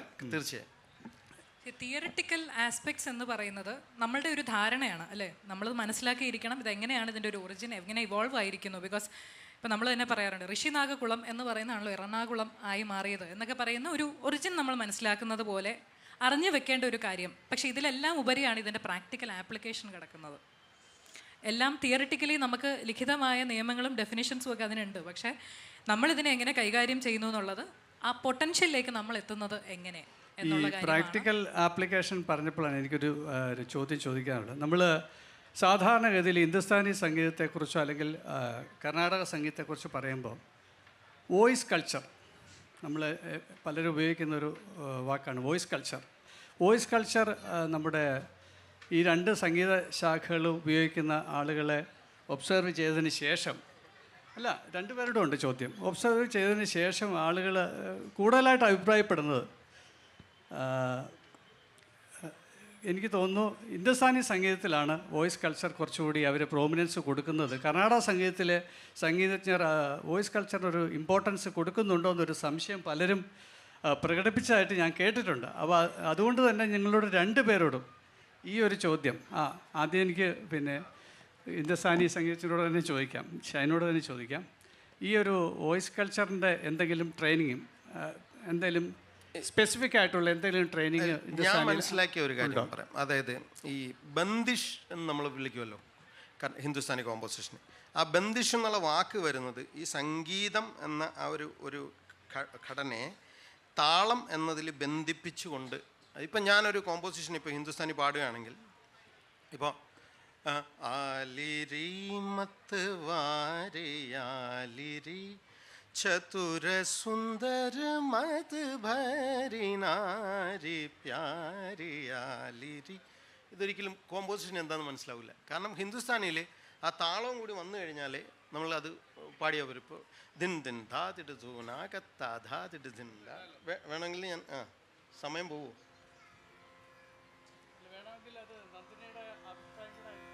അതെ അതാണ് നല്ലത്. അപ്പം ഞാൻ ഇതൊന്ന് അവസാനിപ്പിച്ചിട്ട്, അപ്പോൾ ഈ കോമ്പോസിഷൻ അതുപോലെ തന്നെ ഇത് ഇവോൾവ് ചെയ്ത് വന്നിരുന്ന ഒരു 16 നൂറ്റാണ്ട്, അതായത് ഈ ഡൽഹി സുൽത്താനേറ്റിൻ്റെ കാലഘട്ടം കഴിയുന്ന ഒരു സമയത്തുണ്ടായിരുന്ന ഒരു മ്യൂസിക് ഡെവലപ്മെൻറ്റ്, കർണാട്ടിക് മ്യൂസിക്കിൽ ഈ ഡെവലപ്മെൻറ്റ് നടക്കുന്നത് 18ാം നൂറ്റാണ്ടിലൂടെയാണ്. 18ാം നൂറ്റാണ്ടോടുകൂടിയാണ് പുരന്ദരദാസരുടെ ഇത് എല്ലാം വരികയും ചെയ്യുന്നു. അപ്പോൾ അതിനു മുമ്പ് തന്നെ ഈ അമീർ ഖുഷ്രു, ഈ താൻസൻ, അവരുടെയൊക്കെ ഒരു കാലഘട്ടം കടന്നുപോയതുകൊണ്ട് ഈ മുൻപുണ്ടായിരുന്ന ആൾക്കാർക്ക് കുറേ കൂടി സമയം കിട്ടിയിട്ടുണ്ടായിരുന്നു ഇതിൽ ഗവേഷണം ചെയ്യാൻ. മനസ്സിലായി? ഞാൻ പറയുന്ന സ്പീഡി ലൈഫിൽ മ്യൂസിക് കൈകാര്യം ചെയ്യുമ്പോൾ ഇതിൻ്റെ ഡെപ്ത് കുറഞ്ഞു പോവുക എന്നുള്ളൊരു സംഭവം നടക്കണം. അപ്പോൾ കർണാടിക് മ്യൂസിക് കുറേ കൂടി റീസെൻ്റായിട്ട് ഡെവലപ്പ് കൊണ്ട് തന്നെ അത് ഇൻ്റലക്ച്വലി വളരെ ഇൻട്രിക്കേറ്റാണ്. അപ്പോൾ ഇതിൻ്റെ ആസ്വാദനവും ഒരു പരിധിവരെ ഇൻ്റലക്ച്വൽ ആയിട്ടുള്ളതാണ്. കർണാടിക് മ്യൂസിക് എല്ലാവർക്കും ആസ്വദിക്കാൻ പറ്റില്ല, അത് മനസ്സിലാവും. ഹിന്ദുസ്ഥാനി മ്യൂസിക് അങ്ങനെ അല്ല. കാരണം എന്ന് പറഞ്ഞാൽ അത് കുറച്ചുകൂടി ഈ ഇതിൻ്റെ സംഗീതധർമ്മി ലോകധർമ്മി എന്ന് 2 ശാഖകളുണ്ട്. അത് നമ്മൾ ഡാൻസിലും പറയും, നാട്യധർമ്മി ആൻഡ് ലോകധർമ്മി. ലോക മീൻസ് ജനങ്ങൾ. അപ്പോൾ ജനത്തിൽ ഇഷ്ടപ്പെടുന്ന ഈ ലോകധർമ്മി എലമെൻറ്റ് ഹിന്ദുസ്ഥാനി മ്യൂസിക്കിൽ കൂടുതലാണ്. അതുകൊണ്ട് തന്നെ ശ്രുതിയോട് ഏത് സമയവും അവർ ശ്രുതി ചെക്ക് ചെയ്തുകൊണ്ടിരിക്കും ഇതിൻ്റെ അറ്റത്തന്നെ ഏത് സമയം. കർണാടക സംഗീതത്തിൽ നമുക്ക് ശ്രുതി കേൾക്കാൻ ചിലപ്പോൾ പറ്റില്ല, കാരണം വയലിനിസ്റ്റ് ത്രൂ ഔട്ട് പ്ലേ ആയിരിക്കും. അതുകൊണ്ട് ചിലപ്പോൾ കച്ചേരി കഴിഞ്ഞതിന് ശേഷം, കച്ചേരി തീർന്നതിന് അവർ കോമ്പോസിഷൻ നിർത്തിയതിന് ശേഷമായിരിക്കും ശ്രുതി അവിടെ ഇരുന്നിട്ട് ഞങ്ങൾ ആദ്യം ഒന്ന് നിശ്ചയിച്ച് കഴിഞ്ഞാൽ അതിൽ നിന്ന് മാറില്ല കേട്ടോ. ഞങ്ങൾ പിന്നെ അതിൽ തന്നെ പാടിക്കോളാം. ഇടയ്ക്കിടയ്ക്ക് നോക്കേണ്ട കാര്യമൊന്നും ഞങ്ങൾക്കില്ല എന്നുള്ളതാണ്. കാരണം എന്ന് പറഞ്ഞാൽ ഈ വയലിനിസ്റ്റ് ഈ ശ്രുതി കേൾക്കാൻ സമ്മതിക്കില്ല. കാരണം ഹിന്ദുസ്ഥാനിൽ അങ്ങനെയല്ല, ഇതിനിടയ്ക്ക് ഒരുപാട് സമയങ്ങളിൽ നമുക്ക് ശ്രുതി, അതുപോലെ എവിടെയെങ്കിലും എന്തെങ്കിലും പ്രശ്നം ഉണ്ടായി അവർ നിർത്തിയിട്ട് തബല ട്യൂൺ ചെയ്ത് അതുകൊണ്ടാണ് പലരും വയലിനിസ്റ്റിനെ നിയമിക്കാതെ ഹാർമോണിസ്റ്റ് മതി എന്ന് പറയുന്നത്. അല്ലേ? എപ്പോഴാണ് അത് മനസ്സിലായത് സാർ? അല്ലേ, ത്രൂ ഔട്ടും നിങ്ങൾ വായിക്കണ്ട, നമുക്ക് ഒരു ഹാർമോണിസ്റ്റ് മതി. കേരളീയർ ഇഷ്ടപ്പെടുന്ന സംഗീതം എല്ലാം കേരള സംഗീതമാണ്. നമ്മുടെ അവസാനം ഒരു സെഷൻ ഉണ്ട്. നമ്മുടെ അവസാനം നിങ്ങൾക്ക് സമയം തരും, ഒരു 10 മിനിറ്റ് നിങ്ങളുടെ ഓഡിയൻസിന് ഇന്ററാക്ട് ചെയ്യാനുള്ള സമയം തരുന്നുണ്ട്. വളരെ മനോഹരമായിട്ടാണ് ഷൈൻജി അത് പറഞ്ഞത്. വോയിസ് കൾച്ചർ അത് നമ്മൾ പറയേണ്ട ഒരു കാര്യം, എടുത്തു പറയേണ്ട ഒരു കാര്യമാണ്. അവരുടെ ഒരു മോഡുലേഷൻ, അവർ വാക്കുകൾക്കനുസരിച്ച് അവരുടെ ലാംഗ്വേജും ഈ പറയുന്ന പോലെ എത്തിച്ചേരുന്ന ഒരു ലാംഗ്വേജാണ് അല്ലേ? നിങ്ങളുടെ സാഹിത്യം എല്ലാം തന്നെയും എത്തിച്ചേരുന്ന ഒരു ലാംഗ്വേജിലാണ്. അതിനവർ കൊടുക്കുന്ന ഒരു മോഡുലേഷൻ എല്ലാം പണ്ട് തൊട്ടേ കേൾക്കാൻ ഇമ്പമുള്ള ഒരു വോയിസിലുള്ള ഒരു സംഗീതമായിട്ടാണ് ഹിന്ദുസ്ഥാനിയെ കണക്കാക്കപ്പെടുന്നത്. നമ്മളെ ഉൾപ്പെടെ എല്ലാവരും, ഞാൻ ഉൾപ്പെടെ എല്ലാവരും കേട്ടിട്ടുള്ളതും. പക്ഷേ കർണാടക സംഗീതം വേറിട്ട് നിൽക്കുന്നത് എവിടെയാണ്? ഈ വോയിസ് കൾച്ചറിലല്ല, സിഗ്നേച്ചർ വോയിസസിലാണ്. ഒരു ഓഡിയോ പ്ലേ ചെയ്താൽ ഇന്നയാളാണ് പാടുന്നതെന്ന് കേൾക്കാൻ പറ്റുന്ന രീതിയിലുള്ളൊരു സിഗ്നേച്ചർ വോയിസ്, ആ വോയിസിനനുസരിച്ചുള്ള ഒരു ബാണി അല്ലെങ്കിൽ സ്റ്റൈൽ ഓഫ് എക്സിക്യൂഷനിലാണ് കർണാടക സംഗീതത്തിൻ്റെ സർവൈവൽ നിൽക്കുന്നത്. ചെമ്പൈ പാടിയാൽ നമുക്ക് പെട്ടെന്ന് മനസ്സിലാവില്ലേ? 50 വാതാപി കേട്ടാലും ചെമ്പയുടെ വാതാപി കേട്ടാൽ നമുക്കറിയാം, യേശുദാസിൻ്റെ വാതാപി കേട്ടാലും നമുക്കറിയാം. രണ്ടുപേരും കൂടെ പാടിയാലും നമുക്കറിയാം ആരാ പാടുന്നത് ആരാ പാടാത്ത. ചമ്മൻകുടിയുടെ ക്ഷീണമയ്യോ മാരുബൽകയോ കേട്ടാൽ നമുക്കറിയാം. MS സുബ്ബലക്ഷ്മിയും MLVയും തമ്മിൽ നമുക്ക് തിരിച്ചറിയാം. ഇനി MS സുബ്ബലക്ഷ്മിയും പീലിയിലെയും പ്ലേ ചെയ്താലും നമുക്കറിയാം. അവരുടെ ശബ്ദത്തിനനുസരിച്ച് ഓർഗാനിക്കലി എടുത്തിട്ടുള്ള ഏസ്തെറ്റിക്സ് ആണ് അത് സിഗ്നേച്ചർ ശൈലി എന്ന് ഞാൻ ആദ്യം വിശേഷിപ്പിച്ചത്. കർണാടക സംഗീതത്തിൻ്റെ ഒരു ജീവനും അതിലാണ് നിൽക്കുന്നത്. അപ്പോൾ ഇവിടെ വോയിസ് കൾച്ചറിനല്ല, സിഗ്നേച്ചർ സ്റ്റൈലിനാണ് കൂടുതൽ ഇമ്പോർട്ടൻസ്.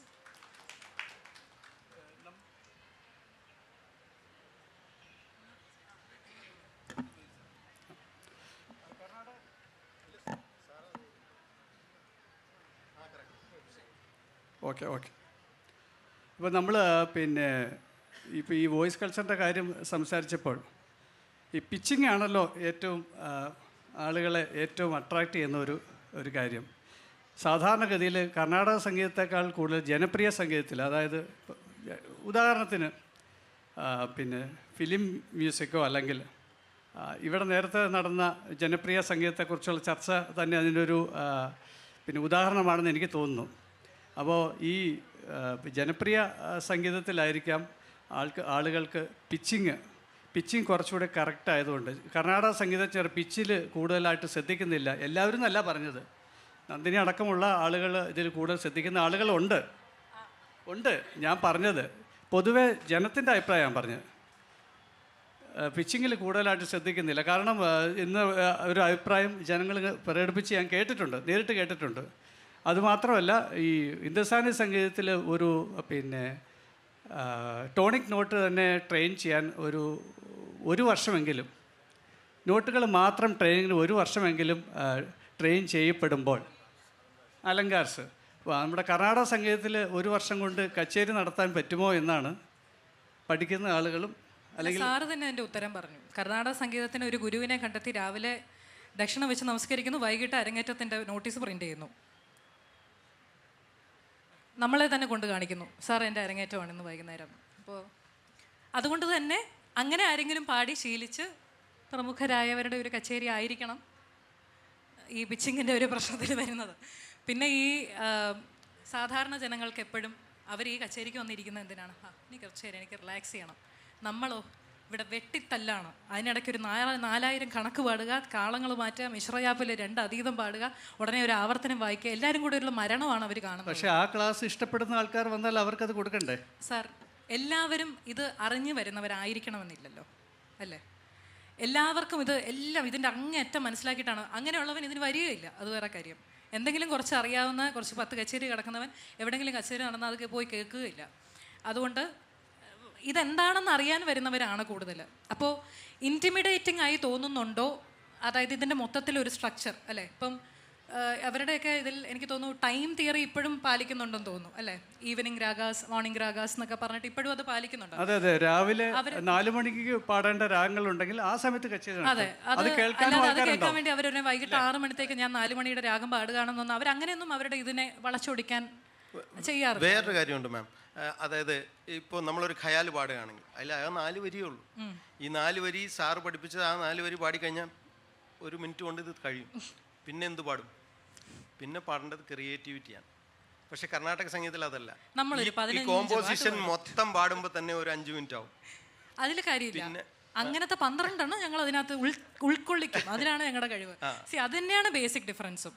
ഒരു രാഗം തന്നെ നിങ്ങൾ 1 മണിക്കൂർ കേട്ട് നിങ്ങൾ അതിൻ്റെ ഒരു മൂഡിൽ എത്തുന്ന ഒരു എലിവേഷനും 10-12 രാഗങ്ങൾ ഇങ്ങനെ മാറി മാറി വന്നുകൊണ്ടിരിക്കുമ്പോൾ, പക്ഷെ ഇതിൻ്റെ ഡിസൈൻ അങ്ങനെയാണല്ലോ, അല്ലേ? 2 സിസ്റ്റത്തിൻ്റെയും ഒരു അഴക് അവിടെയല്ലേ നിൽക്കുന്നത്. പക്ഷേ ഇതിലെല്ലാം നിങ്ങൾ മനസ്സിലാക്കേണ്ട ഒരു കാര്യം, ഞങ്ങൾ ആരും സ്റ്റേജിൽ വരുന്നത് പ്രാക്ടീസ് ചെയ്ത് 15ാമത്തെ മിനിറ്റ് ഞാൻ ഈ സംഗതി പാടുമ്പോൾ ഇയാളത് വായിച്ചേക്കണം കേട്ടോ, എന്നിട്ട് 26ാമത്തെ മിനിറ്റ് ഞാനിത് പാടുമ്പോൾ താനൊരു സഭാഷ് പറഞ്ഞേക്കണം കേട്ടോ, ഇങ്ങനെയൊന്നും പറഞ്ഞിട്ടില്ല. ഇതെല്ലാം ഞങ്ങൾ ഇന്ന കീർത്തനം പാടുന്നു, ഇന്ന രാഗം താനം പല്ലവി എന്നൊക്കെ ഡിസ്കസ് ചെയ്യാമെന്നല്ലാതെ ഇതിലുപരി നമുക്കൊന്നും പറയാൻ പറ്റില്ല. ഹിന്ദുസ്ഥാനിയിലും അങ്ങനെ തന്നെ ഈ രാഗത്തിൽ ഈ ഒരു ഈ താളത്തിൽ ജപ്താൾ അല്ലെങ്കിൽ തീൻ താളിൽ ഇങ്ങനെ പാടുന്നു എന്ന് പറയാമെന്നല്ലാതെ. പക്ഷേ ഇതെല്ലാം സ്റ്റേജിൽ വന്ന് ചേരുമ്പോൾ ഉണ്ടാകുന്ന ഒരു കോൺഫ്ലുവൻസ് ആണ് ഈ സംഗീതശാഖകളുടെ ഭംഗി. ഹാർമണി ഇല്ലാതിരിക്കാം, പക്ഷേ ഹാർമണൈസ്ഡ് ആണ്. അതായത് നമ്മുടെ ഈ ഹോർത്തൂസിൻ്റെ തീം പോലെ തന്നെയാണ് ഞാൻ നീ നാം എന്ന് പറയുന്ന ഒരു സെയിം സംഭവമാണ് കച്ചേരി സ്റ്റേജുകളിലും നടക്കുന്നത്. നമ്മൾ വെസ്റ്റേണിലൊക്കെ പാടുമ്പോൾ ഒരു നൊട്ടേഷൻ ഉണ്ടാവും. ഞാൻ പാടിയാലും ഓസ്ട്രേലിയയിൽ ഇരിക്കുന്ന ആൾ പാടിയാലും ഇംഗ്ലണ്ടിൽ ഇരിക്കുന്ന ആൾ പാടിയാലും സെയിം ആയിരിക്കും. പക്ഷെ ഇതങ്ങനെയല്ല. ഇത് നിലനിന്ന് പോകുന്നതും ഇത്രയധികം ഇൻ്റർപ്രിട്ടേഷൻസും മനോധർമ്മവും ആയിട്ട് ഇണങ്ങിച്ചേരുന്ന ഒരു പൊട്ടൻഷ്യാലിറ്റിയും അതിനുള്ളത് കൊണ്ട് തന്നെയാണ് ഓൺ ദ സ്പോട്ട്. പക്ഷെ എടുത്തു പറയേണ്ട ഒരു കാര്യം, ഹിന്ദുസ്ഥാനിക്കാർ ഈ പറയുന്ന രാഗം മുഴുവൻ പാടി അത് ഡെവലപ്പ് ചെയ്ത്, അല്ലേ, അതിനുശേഷമാണ് തബലിസ്റ്റ് ഒരു നാ എങ്കിലും തബലയിലിടുന്നത്. അല്ല, ഹിന്ദുസ്ഥാനിയിൽ അവർ ഒരു 1-2 രാഗം മാത്രമാണ് ഒരു പെർഫോമൻസിന് ഞാൻ ആ ക്ഷമയുടെ കാര്യമാണ് സാർ പറയാൻ, ആ വെയിറ്റിംഗ് ഉണ്ടല്ലോ ചൂസ് ചെയ്യാം. നമ്മൾ എന്തുകൊണ്ടാണ് ഒരു 10-15 കോമ്പോസിഷൻസ് എടുത്ത് പാടുന്നതിലും നല്ലത് ഒരിക്കലെങ്കിലും ചിന്തിച്ചിട്ടുണ്ടോ? 2-3 കോമ്പോസിഷൻസ് മാത്രം എടുത്തിട്ട്? നമ്മുടെ ആസ്വാദകരെ നമ്മൾ അങ്ങനെ ട്രെയിൻ ചെയ്തിട്ടില്ല. നമ്മൾ അവരെ അങ്ങനെയല്ല ഡെവലപ്പ് ചെയ്തിരിക്കുന്നത്. ഇത്രയും വർഷങ്ങൾക്ക് ശേഷം ഈ ഒരു പ്രാക്ടീസ് നമുക്ക് മാറ്റിയെടുക്കണം. ഇപ്പം കോമ്പോസിഷൻസിൻ്റെ എണ്ണം വളരെ കുറഞ്ഞു വരുന്നുണ്ട്. ഇപ്പോൾ ഈ 12 എണ്ണമൊന്നും ആരും പാടുന്നില്ല, ഒരു 6 എണ്ണം മാക്സിമം. 2 മണിക്കൂർ കോൺസേർട്ടിൻ്റെ ഡ്യൂറേഷൻ തന്നെ കുറഞ്ഞല്ലോ. അത് ഹിന്ദുസ്ഥാനിയിലും അങ്ങനെ ആയിരിക്കണമല്ലോ, അല്ലേ? കോൺസേർട്ടിൻ്റെ ഡ്യൂറേഷൻ വല്ലാതെ അങ്ങ് കുറയുന്നുണ്ട്. അന്നത്തെ ഒരു രീതിയിലല്ല ഇപ്പോൾ പോകുന്നത്. അപ്പോൾ ആസ്വാദകരെ ട്രെയിൻ ചെയ്യിപ്പിച്ചിട്ടില്ല എന്ന് പറയുമ്പോൾ നമ്മൾ ഈ കർണാടക സംഗീതത്തിലെ ആസ്വാദകർ അല്ലെങ്കിൽ ഹിന്ദുസ്ഥാനി സംഗീതത്തിലെ ആസ്വാദകർ ഏത് രീതിയിലായിരിക്കണമെന്ന് നമ്മൾക്കൊരു കാഴ്ചപ്പാടുണ്ടാവുമല്ലോ. നമ്മൾ തന്നെയാണ് അതിന് റെസ്പോൺസിബിൾ. അതാണ് ഉത്തരവാദികൾ ഞങ്ങൾ തന്നെയാണ്. അതൊന്നും ഇല്ല എന്ന് പറയില്ല. ബിക്കോസ് ഒരു കാര്യത്തിലേക്കുള്ള ഒരു ആകർഷണീയത കൊണ്ടുവരേണ്ടത് ആർട്ടിസ്റ്റുകൾ തന്നെയാണ്. പണ്ട് ഒരു ഗാനം, ഒരു കോമ്പോസിഷൻ പാടുന്നതിന് മുമ്പ് അരിയക്കുടിക്കോ ചമ്മൻകുടിക്കോ ഒന്നും ഞാൻ ഇനി ഇതാണ് പാടാൻ പോകുന്നത്, ഇത് ഇത്രാമത്തെ കാലഘട്ടത്തിൽ ഇന്ന ആൾ എഴുതിയതാണ്, ഇത് ഈ താളത്തിലാണ്, ഈ താളത്തിന് ഇത്ര അക്ഷരം ഉണ്ടെന്നൊന്നും പറയേണ്ട ആവശ്യം വേണ്ടി വന്നിട്ടില്ല. ഈ every alternate house there is a person in Middle East or US ഇപ്പോഴത്തെ കാലഘട്ടത്തിൽ എന്ന് പറയുന്ന പോലെ every alternate house they had a musician or a kid learning music, somebody who is imparting music to others എല്ലാം ഉണ്ടായിരുന്ന ഒരു കാലഘട്ടത്തിൽ അത് പറയേണ്ട ആവശ്യം ഉണ്ടായിരുന്നില്ല. പക്ഷേ ഇവിടെ എവിടെയോ ഒരു ഗ്യാപ്പ് സംഭവിച്ചു സാർ. നമ്മൾ സംസാരിക്കേണ്ട സമയത്ത് അത് ബ്രിഡ്ജ് ചെയ്യാതെ പോയി. ആ ഗ്യാപ്പ് തിരിച്ച് ബ്രിഡ്ജ് ചെയ്യാനുള്ളൊരു ശ്രമത്തിലാണ് ഇപ്പോഴത്തെ ജനറേഷനിലുള്ള മ്യൂസീഷ്യൻസ്. ഹിന്ദുസ്ഥാനി മ്യൂസിക്കിൻ്റെ പ്രേക്ഷകരും കർണാടക സംഗീതത്തിൻ്റെ പ്രേക്ഷകരും തമ്മിൽ ഒരു പ്രകടമായ വ്യത്യാസമുണ്ട്. കാരണം ഹിന്ദുസ്ഥാനി മ്യൂസിക് കൈകാര്യം ചെയ്യപ്പെടുന്ന ഈ ഉത്തരേന്ത്യൻ സംസ്ഥാനങ്ങളിലെ അവരുടെ ഫോക്ക് സംഗീതം, നാടോടി സംഗീതം, അവർ എന്തെങ്കിലും ഒരു ഇൻസ്ട്രുമെൻ്റ് യൂസ് ചെയ്യും. ഹാർമോണിയം മിക്കവാറും ഉണ്ടാവും. അതുകൊണ്ട് തന്നെ ഭൂരിഭാഗം ആൾക്കാർക്കും ഈ ഹാർമോണിയം, ഈ നൊട്ടേഷൻ, ഇതിനെക്കുറിച്ചുള്ള ഒരു ധാരണയുണ്ട്. അവരുടെ ഇപ്പോൾ നാടൻ സംഗീതമായിട്ടുള്ള രൂപങ്ങളായിട്ടുള്ള മാണ്ട്, പഹാടി, ഈ രാഗങ്ങളുടെ കാര്യമല്ല ഞാൻ പറയുന്നത്, ഇത് സംഗീത രൂപമാണ് അവിടെ. ഞാനത് ചോദിക്കാനിരുന്നതാണ്. ഈ ഫോക്ക് മ്യൂസിക് നമ്മൾ എല്ലാ സംഗീത ശാഖകളും, അതായത് ഹിന്ദുസ്ഥാനി ആയാലും കർണാട്ടിക് ആയാലും, അതിൻ്റെ തുടക്കമെല്ലാം ഫോക്കിൽ നിന്നായിരിക്കാം. ആയിരിക്കാം. കാരണം ഫോക്കിൽ നിന്നാണല്ലോ എല്ലാ സംഗീത ശാഖകളും ഉടലെടുത്തിട്ടുള്ളത്. അപ്പോൾ ഇതിനെ നമ്മുടെ സംഗീത ശാഖയിലേക്ക് കൊണ്ടുവരാൻ, അല്ലെങ്കിൽ കൊണ്ടുവന്നിട്ടുണ്ടെങ്കിൽ അതെങ്ങനെയാണെന്നാണ് രണ്ട് സിസ്റ്റത്തിലും പ്രതിനിധീകരിക്കുന്ന ഈ സംഗീതജ്ഞനോട് എനിക്ക് ചോദിക്കാനുള്ളത്. ബെഡഗുലാം അലി ഖാൻ്റെ ഒരു ഇൻ്റർവ്യൂ ഉണ്ട്. അതിൽ ബെഡഗുലാം അലി ഖാൻ, അദ്ദേഹത്തിൻ്റെ അച്ഛൻ ഹുസൈൻ അലി ബക്ഷ് ഖാൻ, ജയ് ജയ് വന്തി ഇതുപോലുള്ള കുറേ രാഗങ്ങൾ എങ്ങനെ ദിജാവന്തി കർണാടകയിലെ ദിജാവന്തി തന്നെ മുത്തുസ്വാമി ദീക്ഷിതർ മകളുടെ മരണശേഷം ബോംബെയിൽ പോയി കുറേ നാൾ താമസിക്കുന്നുണ്ട്. അതിന് ശേഷമാണ് അദ്ദേഹം അത് കമ്പോസ് ചെയ്യുന്നത്. അപ്പോൾ ഈ അതുമായിട്ട് കണക്ഷൻ ബനാറസിൽ ബനാറസ് അതെ. ഇതിന് ശേഷമാണ് അദ്ദേഹം വന്നിട്ട് ഈ അമൃതവർഷിണി പോലും ഓൺ ദ വേ ബാക്ക് എന്ന് എനിക്ക് തോന്നുന്നു. അപ്പോൾ ഈ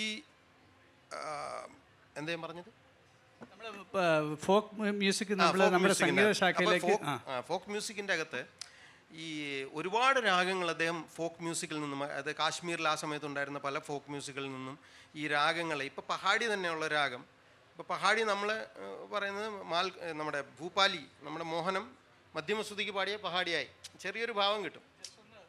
ഓക്കെ. നമ്മളിപ്പോൾ സരേഗ പദ സദ പഗരെ സാ മോഹനം, സാമ പദ സഗ ഗരി സദാ പദ സഗരേ രേ ഗരേ സരി മാ പദ മ പദ പ ഗരി സ സരി ഗരി ഗരി സദാ പ. അത് സലാമത്ത് അലി ഖാൻ കുറച്ച് അങ്ങനെയൊക്കെ പാടും. പദ സഗരേ ദ സ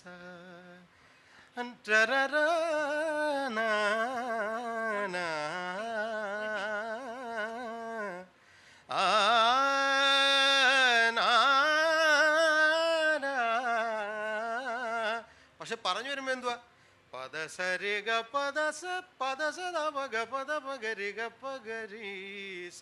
ചെറിയൊരു പഹാടി. അതെ. അപ്പോൾ അല്ല, ഇതിൻ്റെ സിമിലർ ആയിട്ടുള്ള ലൈൻസ് നമുക്ക് കർണാടകയിൽ ഡ്രോ ചെയ്യാൻ പറ്റില്ല എന്ന് പറഞ്ഞാൽ, ഇന്ന് കേൾക്കുന്ന ഇപ്പോൾ കാമ്പോജി, ആനന്ദഭൈരവി, ചെഞ്ചുരുട്ടി തുടങ്ങിയ രാഗങ്ങളെല്ലാം ഈ സിസ്റ്റം ഉണ്ടാകുന്നതിന് മുമ്പ്, ഇതിൻ്റെ ജനകരാഗം ഇതാണ് കേട്ടോ എന്ന് പറയുന്നതിന് മുമ്പുണ്ടായ എക്സിസ്റ്റൻസിൽ ഉണ്ടായ രാഗങ്ങൾ തന്നെയാണ്, ഒരു സംശയമില്ല. അതുകൊണ്ടാണ് അതിനൊരു ഭാഷാംഗത്വം നിൽക്കുന്നത്. ഈവൻ ഇൻക്ലൂഡിങ് കാമ്പോജി ഹരികാമ്പോജിയുടെ ജന്യരാഗമാണ് എന്ന് പറയുന്നതിന് മുമ്പ് ഉണ്ടായ ഒരു രാഗമാണെന്ന് യാതൊരു സംശയമില്ല. ഇതേ പേര് തന്നെ കാമോദരി, എരിക്കില കാമോദരി, കഥകളി സംഗീതത്തിൽ കാണാൻ കഴിയും കേട്ടോ. ഇപ്പൊ കർണാടക സംഗീതത്തിൽ അത് എക്സ്റ്റിങ്ഷനിലായി എങ്കിൽ ഇപ്പൊ എരിക്കല കാമോദരി നമ്മൾ പറയുന്നത് യദുകുല കാമ്പോജി ഒരുപാട് ക്ലാസിക്കലായിട്ടാണ് നമ്മുടെ പിടുത്തങ്ങൾ. പക്ഷെ അവരുടെ ഒരു ആന്തോളിത ഗമകവും എല്ലാം വന്നു കഴിയുമ്പോൾ അത് വേറൊരു രീതിയിലാണ് അവരുടെ എരിക്കല കാമോദരി നമ്മൾ കേൾക്കുന്നത്. ഇപ്പം കാമ്പോജി എന്ന് പറയുന്ന രാഗം എപ്പോഴും ഒരു ക്ലാസിക്, വളരെ മെജസ്റ്റിക് ആയിട്ടുള്ള ഒരു രാഗമായിട്ടാണ് നമ്മൾ അതിനെ കാണുന്നത്.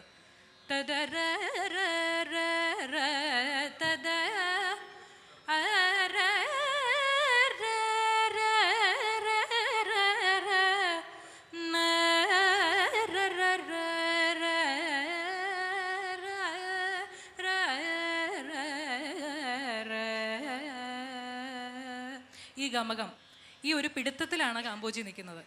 നേരത്തെ ഷൈൻജി പറഞ്ഞ അതേ കോൺസെപ്റ്റ് ഈ കാമ്പോജിയെ ഞാനൊന്ന് മധ്യമശ്രുതിയിൽ പാടുകയാണ്.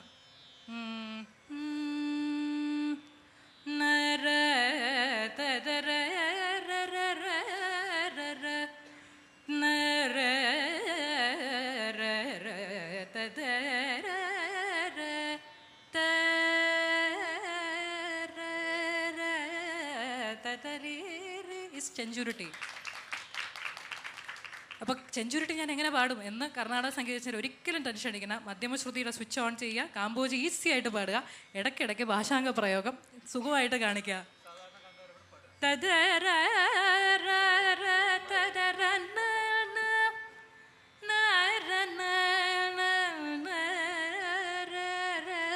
സരി ഗ സരി മാമ മാഗരി ഇടയ്ക്ക് ഒരു സാധാരണ കാന്താരം കൂടെ പുട്ടിന് പീര പോലെ വെച്ചു കൊടുത്താൽ ഒന്ന് ജസ്റ്റ് അവിടെ പ്ലേസ് ചെയ്യുക, തിരിച്ചു വരിക, അത്രേ ഉള്ളൂ. സോ പല രാഗങ്ങളും കേട്ടോ, പല രാഗങ്ങളും ഈ മധ്യമശ്രുതിയിലേക്ക് പോകുമ്പോൾ ഉണ്ടാകുന്ന ഒരു ചേഞ്ച് ഭയങ്കര ചേഞ്ചാണ്. നമ്മൾ അറിയുന്നില്ല ശരിക്കും അത്, അയ്യോ ഇങ്ങനെയാണോ നമ്മളത് പാടണ്ടേ എന്ന് പറഞ്ഞിട്ട്. ഇപ്പം ദീപാളി എന്നൊരു രാഗമല്ലേ, ദീപാളി ദീപാളി ദീപാളി രണ്ട് മധ്യമമുള്ള രാഗമായിട്ടാണ് പാടുന്നത്. മറ്റേ ഹരിഗുണ ഗാവത് നാചോങ്കി സരി ഗ മ മ ധനി സ സാനി ര മ മ ഗരി സ സരി ഗ മ മ ധനി സ സാനി ര മ മ ഗരി സ. ഇതിനെ മധ്യമേന്ത്യത്തിൽ നിന്ന് തുടങ്ങിയാൽ നമുക്ക് ഈസി ആയിട്ട് പാടാൻ പറ്റുന്ന വേറൊരു രാഗം കിട്ടും. സരി ഗ മ മ മ മ മ ധനി സ നി ധ മ മ ഗരി സ നി അതെ. അപ്പോൾ രാഗങ്ങൾ ഈസി ആയിട്ട് മനസ്സിലാക്കാൻ കൂടിയാണ് ഇത്തരം രാഗങ്ങൾ നമ്മൾ അഡോപ്റ്റ് ചെയ്തിരിക്കുന്നത്. ഇപ്പം നേരത്തെ അദ്ദേഹം പറഞ്ഞൊരു അനുസ്വരത്തിൻ്റെ കാര്യമുണ്ട്. അവർക്കത് സ്വരപ്രസ്ഥാനം പാടുമ്പോൾ അത് കാണിക്കാനുള്ളൊരു അവർക്ക് ആ ഒരു നിയമമുണ്ട്, അത് കാണിക്കാനുള്ള ഒരു ഇതുണ്ട്. നമുക്ക് രാഗങ്ങളാണ് കൂടുതലും സ്പീഡിൽ അത് പറഞ്ഞു പോകാം. നമുക്ക് ഓഡിയൻസിന് ഒരു 10 മിനിറ്റ് കൊടുക്കാമെന്ന് പറഞ്ഞിട്ടുണ്ട്. അവർ കൊടുത്ത വാഗ്ദാനം നമ്മൾ പാലിച്ചല്ലേ പറ്റൂ. അതിന് 4 മിനിറ്റ് ഇനിയും ബാക്കിയുണ്ട്. അപ്പോൾ നമ്മൾ ശരിക്കും ഈ രക്തിരാഗാസ് എന്ന് പറയുന്ന കാറ്റഗറി യദുകുല കാമ്പോജി, അതായത് രസം ഉളവാക്കുന്ന, അത് കേൾക്കുമ്പോൾ എത്രയും പെട്ടെന്ന് അതിൻ്റെ മൂഡ് ക്രിയേറ്റ് ചെയ്യുന്ന രാഗങ്ങളെയാണ് രക്തിരാഗങ്ങൾ എന്ന് പറയാം. മുഖാരി ആവാം, യദുകുല കാമ്പോജി ആവാം, ചെഞ്ചുരുട്ടി ആവാം, ആനന്ദ ഭൈരവി ആവാം, സുരുട്ടി, ബേഗട, എന്ത് തന്നെയാവാം. ഇതിലാണ് ഏറ്റവും കൂടുതൽ നമ്മൾ അനുസ്വരങ്ങളെ നമ്മൾ തേടേണ്ടത്.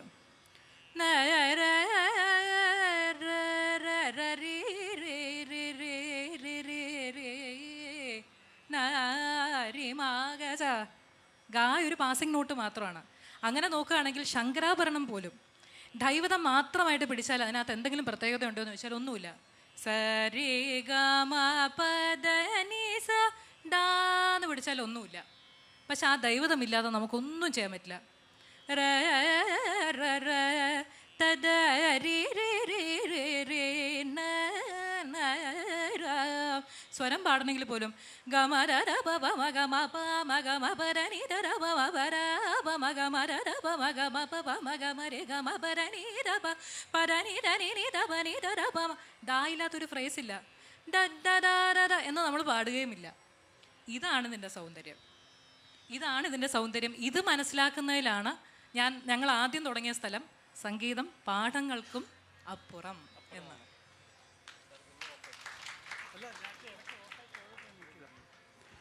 ഇനി നമുക്ക് ഓഡിയൻസിന് ഈ സംഗീതജ്ഞരോട് സംവദിക്കാനുള്ള സമയമാണ്. വളരെ വേഗം നമുക്കത് തീർക്കേണ്ടതുണ്ട്.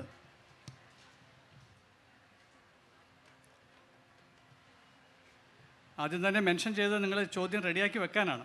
Okay. Hi ma'am. Hi sir. എനിക്ക് ചോദിക്കാനുള്ളത് ആഹിരി രാഗത്തിനെ കുറിച്ചിട്ടാണ്. ലൈക്ക് ഓൾവേസ് പറയാറുണ്ട് ഗ്രീഫുമായിട്ട് ബന്ധപ്പെട്ട ഒരു രാഗം എന്ന് സാറ് പറഞ്ഞ് കേട്ടിട്ടുണ്ട്. ആഹിരി രാഗം അത് ഗ്രീഫ്, ഓരോരു പെയിൻ. അപ്പൊ അത് കാരണം ഇപ്പോൾ പഴന്തമിഴ് പാട്ട് അങ്ങനത്തെ കുറച്ച് പാട്ടുകൾ മാത്രമല്ല ആ രാഗം എടുത്ത് ഉപയോഗിച്ചിട്ടുള്ളൂ. അപ്പൊ അത് ആ രാഗത്തിനെ കുറിച്ച് ജസ്റ്റ് ഒന്ന് പറയാമോ?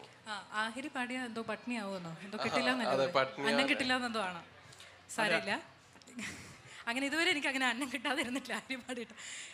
ഒരു 2 ഘടകങ്ങളുണ്ട് അതിനകത്ത്. ചോദ്യം എന്നോട് തന്നെയല്ലേ? ഓക്കെ.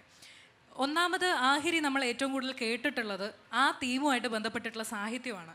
ഇപ്പം പനിമതി മുഖി ബാലേ പത്മനാഭനിന്നിൽ കനിവിൽ കാമൻ പരമയുന്നു.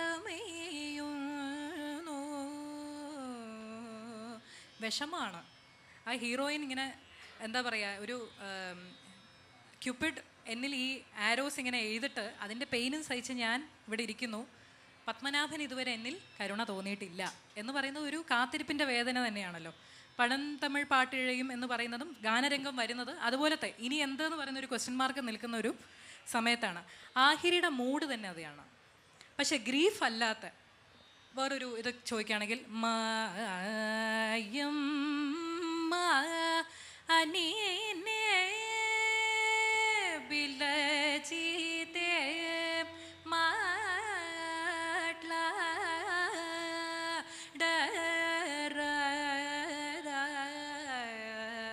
തെലുങ്കാണ് ഭാഷ. മാట్లాടറാത എന്നോടൊന്ന് സംസാരിച്ചൂടെ? ഇതിൽ ഗ്രീഫില്ലല്ലോ, ഒരാളുടെ പിണക്കം നമ്മൾ മാറ്റുകയല്ലേ. അമ്മയാണ് വിളിക്കുന്നത്.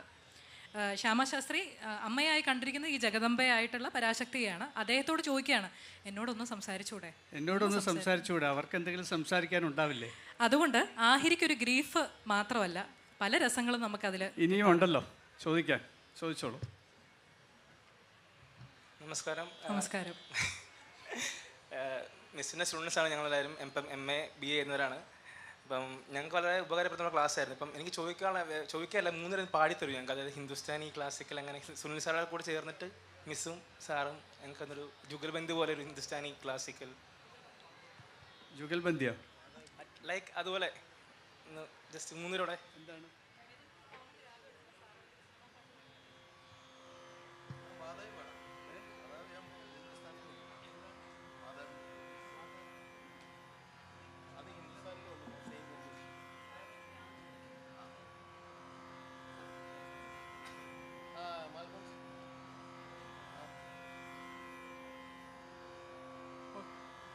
മാൽക്കോൺസ് എന്ന് പറഞ്ഞ രാഗം എടുക്കാമെന്നാണ് ഷൈൻ പറയുന്നത്.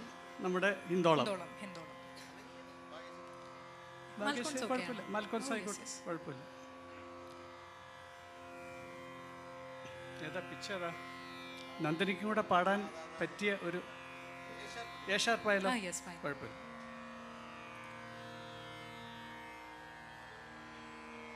ബന്ദിഷ് പാടുന്നു.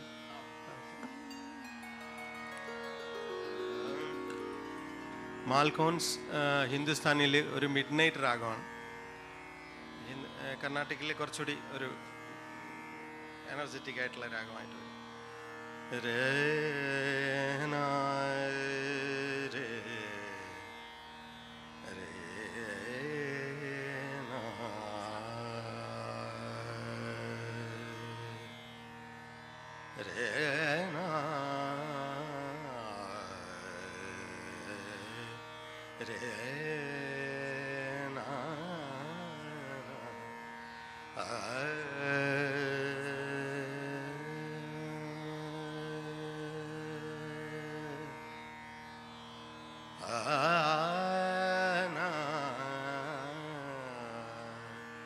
ഹിന്ദുസ്ഥാനിൽ ഇപ്പം ഞാൻ ഷഡ്ജം തൊട്ടില്ല.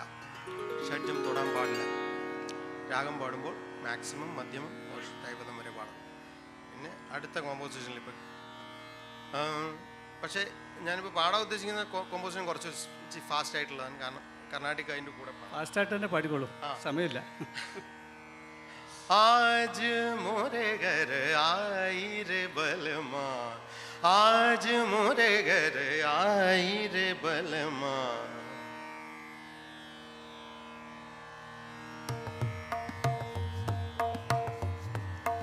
आज मोरे घर आई रे बलमा, आज मोरे घर ഇതാണ് ഒന്നാമത്തെ. आज मोरे घर आई रे बलमा, आज मोरे घर आई रे बलमा, करूँगी अदा रंग सो रंग रलिया, आज मोरे घर आई रे बलमा, मोरे घर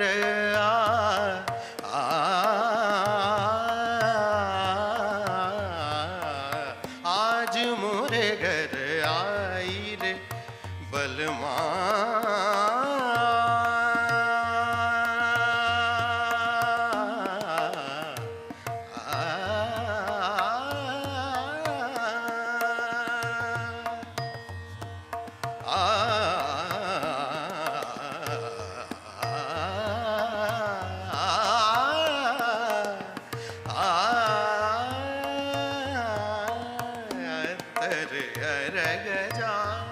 सुगंध बसन पेरू अतर अरग जा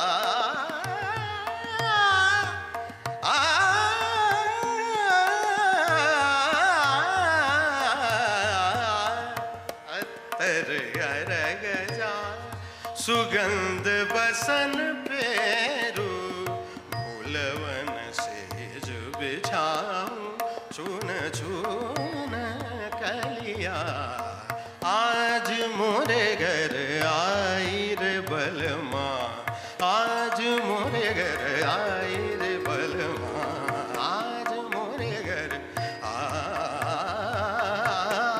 मोरे घर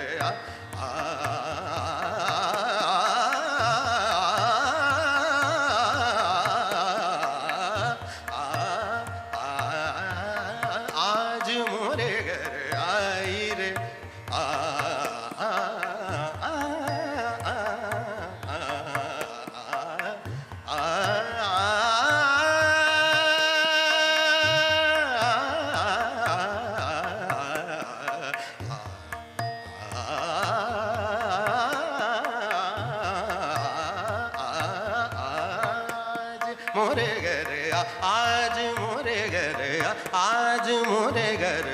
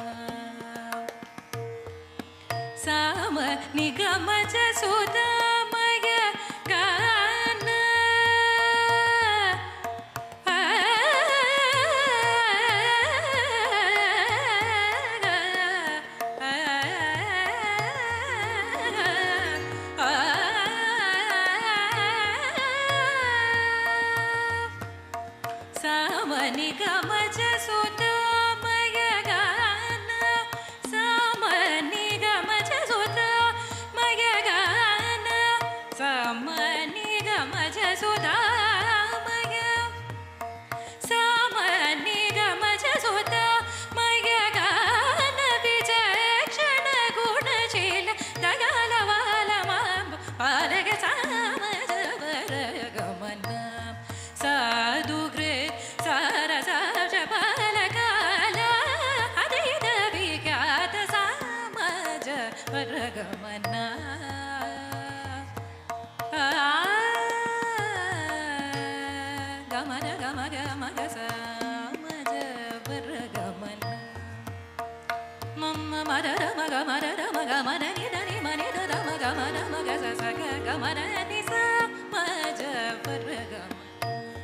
Gamadani sa sa ni sa ga sa ni sa ga sa ni sa da sa ni da ni da ma da ni sa sa ni sa ga sa sa da sa ni sa da ni ma ni da ni da ma da ma ga ma da da ma da ga ma ga sa ga ma da ni sa ma da ni da ni sa ma ga sa ni sa da ni da ma da ni chindana മണിവാതിൽ പാതിച്ചാരി ഗമദമഗ ഗമദമഗ മദമഗ ദമദമദ ഗദമഗ ഗമദനി ധനി ധമദനി സ സ നി സ ഗ ഗ സ നി സ മ ഗ മ ഗ സ സ നി സ ഗ ഗ സ സ നി സ ഗ സ ഗ സ നി സ ദ സ നി നി സ ദ സ നി സ ദ നി നി മ നി ധ നി ധ മ ദ ധ ഗ ധ മ ധ മ ഗ മ മ സ മ ഗ മ സ ഗ ഗ നി ഗ സ നി സ സ മ ഗ മ ധ നി ധ മ ധ നി സ ഗ ഗ സ നി സ മ ഗ സ ഗ നി സ ഗ സ നി സ ദ സ നി സ ദ നി ധ മ സ ഗ മ ധ നി ചന്ദന മണിവാതിൽ പാതി ചാരി സാമജവരഗമന. അപ്പോൾ നമ്മൾ ഇത്ര നേരം പറഞ്ഞു വന്നത് പാഠങ്ങൾക്കും അപ്പുറമാണ് നമ്മുടെ, അത് ഹിന്ദുസ്ഥാനി ആയാലും അല്ലെങ്കിൽ കർണാട്ടിക് ആയാലും പാഠങ്ങൾക്ക് അപ്പുറമാണ് നമ്മുടെ സംഗീതം. ഇതാരും നിങ്ങളിപ്പോൾ ആവശ്യപ്പെട്ടപ്പോൾ നമ്മൾ ഓൺ ദ സ്പോട്ട് പാടിയതാണ്, ആരും പ്രാക്ടീസ് ചെയ്തിട്ട് വന്നതല്ല.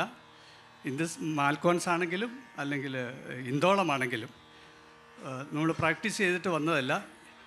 ഈ ഒരു ഓൺ ദ സ്പോട്ട് ഇംപ്രവൈസേഷൻ നമ്മുടെ സംഗീത ശാഖകൾക്ക് മാത്രമുള്ള ഒരു സംഗീതമാണ്, ഒരു പ്രത്യേകതയാണ്.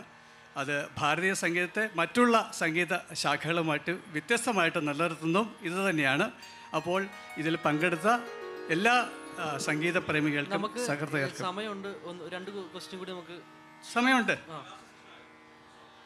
ലാസ്റ്റ് സെഷനാണത്. അതെ അതെ, നമുക്ക് 6:50 വരെ സമയം തന്നുകൊണ്ടാണ്. പക്ഷേ ഒരു കൊലച്ചതി നിങ്ങൾ ചെയ്ത് മോഡറേറ്ററെ പിടിച്ച് പാടാൻ പറഞ്ഞത് ഒരു കൊലച്ചതിയാണ് കേട്ടോ. ഇത് ആദ്യമായിട്ടാണ് മോഡറേറ്റർ പെർഫോമൻസ് ചെയ്യണമെന്ന് ആവശ്യപ്പെട്ട് ഞാൻ കഷ്ടിച്ച് രക്ഷപ്പെട്ടതാണ്. ശ്രദ്ധിക്കേണ്ട ഒരു കാര്യം ഇപ്പോൾ ഇല്ല, ഞങ്ങൾ മാൽക്കോൺസ് ആണെങ്കിലും ഹിന്ദോളം ആണെങ്കിലും അത് ആ ശൈലിയിൽ തന്നെ നിർത്താനാണ് ഒരു ജുഗൽബന്ദിയിൽ ഞങ്ങൾ ശ്രമിക്കേണ്ടത്, നമ്മളെല്ലാവരും ശ്രമിക്കേണ്ടതാണ്. ഇപ്പോൾ നിങ്ങൾ നാളെ ഒരു കൊലാബ് ചെയ്താലും you should not get carried away by the other influence അല്ലേ. കൂടെ നമുക്കൊരു ഭയങ്കര സുഖം തോന്നും, ആ ഹിന്ദുസ്ഥാനിക്കാരെ പോലെ തന്നെ നമുക്കങ്ങ് പാടിയേക്കാം. കർണാടക സംഗീതജ്ഞർ പലപ്പോഴും ശ്രദ്ധിക്കാത്തതും ആ ക്യാരക്ടർ നിലനിർത്താതെയുള്ള ഒരു രീതിയാണ്. നമുക്കൊരു കോമ്പോസിഷൻ തന്നിട്ടുണ്ട്, അതിന് നമുക്ക് പ്രോഗ്രസീവായിട്ടുള്ള സംഗതികളുണ്ട് അല്ലേ. അപ്പോൾ അത് ഡെവലപ്പ് ചെയ്യുന്ന രീതിയും അവർ പാടുന്ന രീതിയും നമ്മൾ വ്യത്യാസമുണ്ട്. അപ്പോൾ ആ ശൈലിയിൽ നിന്നും കൂടുതലും മാറാതിരിക്കുക എന്നുള്ളതാണ് ചിന്തിക്കേണ്ടത്. ചോദ്യങ്ങൾ പറഞ്ഞോളൂ. അവിടെ പറഞ്ഞിട്ട് ചോദിച്ചോളൂ. മിസ്സേ, ഞാൻ ചോദിക്കുന്ന വെച്ചാൽ നമ്മൾ ഇന്നത്തെ കാലത്ത് കർണാട്ടിക് മ്യൂസിക് ഇപ്പം ഇംപ്രൂവൈസേഷനായിട്ട് ഇപ്പോൾ സ്റ്റേജ് ഷോസ്, ബാൻഡ്സ്, അങ്ങനത്തെ കുറേ പ്രോഗ്രാംസിനൊക്കെ നമ്മളിങ്ങനെ നമ്മളെ രീതിയിൽ ഇംപ്രൂവൈസേഷൻ ചെയ്തിട്ട് പാടുന്നത് നമ്മൾ കേൾക്കുന്നുണ്ടല്ലോ. അപ്പോൾ അങ്ങനെ ചെയ്യുമ്പം ആക്ച്വലി കർണാട്ടിക് മ്യൂസിക്കിൻ്റെ സത്വം നഷ്ടപ്പെടുന്നുണ്ടോ? കാരണം നമ്മളെ കർണാട്ടിക് മ്യൂസിക് എന്ന് പറഞ്ഞാൽ പ്രത്യേക ഒരു തരം ചട്ടക്കൂടിലുള്ള ഒരു സംഭവമല്ലേ. അപ്പോൾ അതിൽ നിന്ന് പുറത്തേക്ക് വരുന്ന രീതിയിൽ അങ്ങനെ ആകുമ്പം നോർമലായിട്ടുള്ള ഓഡിയൻസിന് ചിലപ്പോൾ ഇങ്ങനെ ചെയ്യുമ്പം കുറച്ചും കൂടി എന്താ കേൾക്കാനും എല്ലാത്തിനും ഒരു താല്പര്യം. അല്ല, അങ്ങനെയല്ല, സാധാരണക്കാരായ സംഗീതത്തിനെ കുറിച്ച് അങ്ങനെ അറിവില്ലാത്ത ആൾക്കാരെന്ന രീതിയിൽ കേൾക്കുമ്പം അവരിത് കേൾക്കില്ലല്ലോ. ചോദ്യം മനസ്സിലായി. ഇപ്പോൾ കുട്ടി ചോദിക്കാൻ ഉദ്ദേശിക്കുന്നത് ഇത്, ഇപ്പോൾ മിസ്സേന്ന് വിളിച്ചിട്ട് ഒരു 10-15 പേര് ഇവിടെ വന്നിട്ടുണ്ട്. നിങ്ങൾ ആരും വിചാരിക്കുന്നത് ഞാനൊന്നും പറഞ്ഞിട്ട് വന്നതല്ല, എങ്ങനെയോ വന്നതാണ് കേട്ടോ, ഞാൻ കൊണ്ടുവന്നതല്ല. ഇവർ മിസ്സേന്ന് വിളിക്കുമ്പോഴേ മഹാരാജാസ് പഠിപ്പിക്കുന്ന പിള്ളേർ. അപ്പോൾ അല്ല, അതിനെ 2 രീതിയിൽ കണക്കാക്കാം കേട്ടോ. ഇപ്പം ക്ലാസിക്കൽ മാത്രം പാടുന്നവർ ചിലപ്പോൾ അതിനെ പറയും, ഓ അതിൻ്റെ സത്ത് മുഴുവൻ കളഞ്ഞു, നിങ്ങൾ വേറെ പക്കമേളം വെച്ച് അതിനെ മാറ്റി, അതെന്താണോ അതിൻ്റെ ഒറിജിനാലിറ്റി അതിൽ വന്നിട്ടില്ല എന്നൊക്കെ പറയാം. ശരിയാണ് ഒരു പരിധി വരെ അല്ലേ. നമുക്കൊരിക്കലും ഇപ്പം ഈ പാടിയ സാമജവരഗമന പോലെ എനിക്കൊരു ജാസിൻ്റെ കൂടെ പാടാൻ പറ്റിയെന്ന് വരില്ല. ഞാൻ ഒരുപാട് അതിൽ എന്നെ തന്നെ കോംപ്രമൈസ് ചെയ്യേണ്ടി വരും അല്ലേ, ഈ സിസ്റ്റത്തിനെ കോംപ്രമൈസ് ചെയ്യേണ്ടി വരും. പക്ഷേ രണ്ടാമതൊരു തലത്തിൽ ചിന്തിക്കുമ്പോൾ എന്താണ്, നമ്മുടെ ഈ ഗാനങ്ങളൊക്കെ പോപ്പുലർ ആവുകയാണല്ലേ. കോമ്പോസിഷൻസ് ഒരുപാട് പോപ്പുലർ ആവുന്നുണ്ട്. മാക്കേലറ വിചാരമും മനവ്യാള കിഞ്ചറ, ഗോപാലക പാഹിമാം, ഇതൊക്കെ പെട്ടെന്ന് ഹിറ്റ്. കരുണ ചെയ്യുവാനെന്തു അല്ലേ, കഥകളിപദം, അജിതാഹരെ പെട്ടെന്ന് പോപ്പുലറൈസ്ഡ് ഈ ജനറേഷനിൽ പോപ്പുലറൈസ്ഡ് ആയത് ആ രീതിയിൽ അത് കൊടുത്തത് കൊണ്ടായിരിക്കാം. പക്ഷേ എൻ്റെ റിക്വസ്റ്റ്, ആ രീതിയിൽ കേട്ട് അതിനെ ഇഷ്ടപ്പെട്ടിട്ടുണ്ടെങ്കിൽ അതിൻ്റെ ഒറിജിനൽ വേർഷൻ കൂടി കേട്ട് ഇഷ്ടപ്പെടാനായി ഒന്ന് ശ്രമിക്കണം. അപ്പോഴാണ് ഞങ്ങൾക്കൊരു സന്തോഷം, ഒരു തൃപ്തി, അല്ലേ? അവിടെ ഒരാൾ കൂടി ഉണ്ടല്ലോ. പറയൂ, ചോദിക്കും. മൈക്ക് കൊടുക്കും. ഞാൻ സംഗീതം പഠിച്ചിട്ടില്ല, പക്ഷെ ഒത്തിരി ഇഷ്ടമുള്ള ഒരു രാഗമാണ് ശുഭബന്ധുവരാളി. അപ്പോൾ എനിക്ക് ചോദിക്കാനുള്ളത്, പൊതുവേ ഞാൻ കേട്ടിട്ടുള്ള പാട്ടുകളെല്ലാം വല്ലാത്ത ദുഃഖം ഉണ്ടാക്കുന്ന ഒരു രാഗമായിട്ടാണ് തോന്നിയിട്ടുള്ളത്. പക്ഷെ ആ പേരും രാഗത്തിൻ്റെ ഒരു അനുഭവവും തമ്മിൽ വ്യത്യാസമുണ്ട്. ശുഭബന്ധുവരാളി എന്ന് പറയുമ്പോഴും ദുഃഖമാണത് ഉണ്ടാക്കുന്നത്, അല്ലാത്ത ഉണ്ടോയെന്ന് എനിക്കറിയില്ല. അല്ലാത്ത വികാരം ഉണർത്തുന്ന എന്താ പറയാ ഉണ്ടോ എന്നാണ് അറിയേണ്ടത്. രാഗത്തിൽ മാത്രമേ ശുഭമുള്ളൂ. രാഗത്തിൽ മാത്രമേ ഉള്ളൂ ശുഭമുള്ളൂ. നിങ്ങളെല്ലാവരും കണ്ടിട്ടുള്ള ഒരു സിനിമയാണ് ഭരതം, അല്ലേ? രാമകഥാ ഗാനലയം. ആ ഒരു ഗാനം വരുന്നത് അത് ശുഭമധുരാളിയിലാണ് ചെയ്തിരിക്കുന്നത്. അത് വരുന്നത് എപ്പോഴാണ്? അദ്ദേഹത്തിൻ്റെ ജ്യേഷ്ഠൻ മരിച്ചു എന്ന് മോഹൻലാലിന് മാത്രമേ അറിയുള്ളൂ, ആ കഥാപാത്രത്തിന് മാത്രമേ അറിയുള്ളൂ. അത് ഉൾക്കൊണ്ടുകൊണ്ട് അദ്ദേഹത്തിന് അന്ന് പാടേണ്ടി വരുന്നു. അപ്പോൾ തീർച്ചയായിട്ടും അതിൻ്റെ ഒരു എലമെൻ്റ് എന്ന് പറയുന്നത് ദുഃഖം തന്നെയാണ്. അപ്പോൾ ആ രാഗത്തിൻ്റെ ഒരു സ്കെയിലും അങ്ങനെയാണ്, അല്ലേ? ഇത് മേളകർത്ത സ്കീമിൽ കടപയാതി സംഖ്യയ്ക്കനുസരിച്ച് ആ ശുഭ ചേർത്താൽ മാത്രമേ 45ാമത്തെ മേളകർത്താരാകുന്നുള്ളൊരു ആൻസർ കിട്ടുന്നതിന് വേണ്ടി ചേർത്തതാണ്. അതാണ് അതിൻ്റെ ഒരു തിയറി. അതാണ്. അപ്പോൾ പക്ഷെ പാടി വരുമ്പോഴും നിങ്ങൾക്കും ഏറ്റവും പെട്ടെന്ന് കിട്ടുന്നത് ഒരു ദുഃഖം തന്നെയല്ലേ? കൂടിപ്പോയാൽ അതിനകത്ത് വേണമെങ്കിൽ നമുക്കൊരു ഭക്തിരസം കൂടെ വരുത്താൻ കഴിയാം, അല്ലേ? അതിൻ്റെ സാഹിത്യം ശ്രീ സത്യനാരായണ. അസമ്പൂർണ്ണ മേളപദ്ധതിയിൽ ശിവ പന്തുപുരാളിയായിരുന്നു. അതാണ് ശുഭ പന്തുപുരാളിയായിട്ട് മേളകർത്ത സ്കീമിൽ വന്നത്. അപ്പോൾ പാട്ട് പഠിക്കാത്ത ഒരാൾക്ക് അങ്ങനെയല്ല, അവർ ചോദിച്ചത് ശുഭം എന്നുള്ള പേരും ഉണ്ട്, പക്ഷേ ദുഃഖവും വരുന്നു, അല്ലേ? ദുഃഖമയം വരുള്ളൂ, പാടിയാലും ദുഃഖമേ വരുള്ളൂ. അത് തോടിയിലും അങ്ങനെ തന്നെയല്ലേ? തോടിയാണ് ഹിന്ദുസ്ഥാനിയിൽ ശുഭപന്തുപുരാളി. തോടി നമ്മുടെ തോടിയല്ല, കർണാടകയിലാണ്. തുടങ്ങുമ്പോഴേ ഗായുടെ വീഴ്ച പദൻ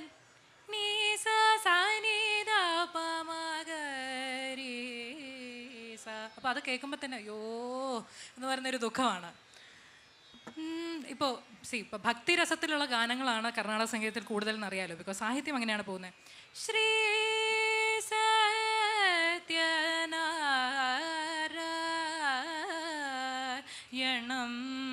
ഉപാസ്മഗേ നിത്യം സത്യജ്ഞാനാനന്ദമയം സർവം വിഷ്ണുമയം ശ്രീ. ഈ കോമ്പോസിഷനാണ് മെയിനായിട്ട് ശുഭബന്ധുരാളിയിൽ എല്ലാവരും പാടുക. പക്ഷെ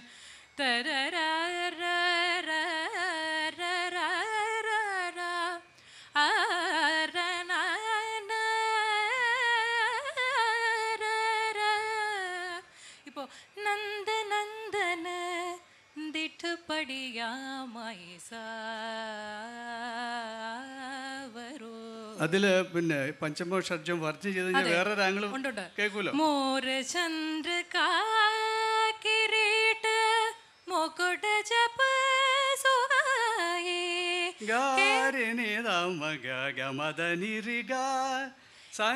സനി പമരേ സഗമദനി സനി പമരേ തിരിച്ചു തിലകബാല ലോചന സുഖദായി ലോചന സുഖദായി സാവരോ. ഇതും മീരാ ഭജനാണ്. അപ്പം മീരയ്ക്കും ഒരു ദുഃഖമാണല്ലോ ശരിക്കും. കുണ്ടല ജലകാകപോൽ അലകാലഹരായി മീരാ തജ സരവര ജോ മകര മിലന ഗായി മകര മിലന ഗായി സാവരോ. ദുഃഖം തന്നെയാണ് ശുഭോദരാളി. ഇതിൽ 5 രാഗങ്ങളും കാണിക്കാം, അല്ലേ? ഷഡ്ജം പഞ്ചവും വർജ്ജം ചെയ്താൽ വർജ്ജം ചെയ്താൽ സരി ഗമദനി സനി ദമഗരി സ രി ഗമദനി രി സനി പമരി സ ഗമദനി രി ഗ സനി ദമഗ സ നിരി ഗമദനി സദ പഗരി സ. അതാണ് അതിൻ്റെ ഒറിജിനൽ സ.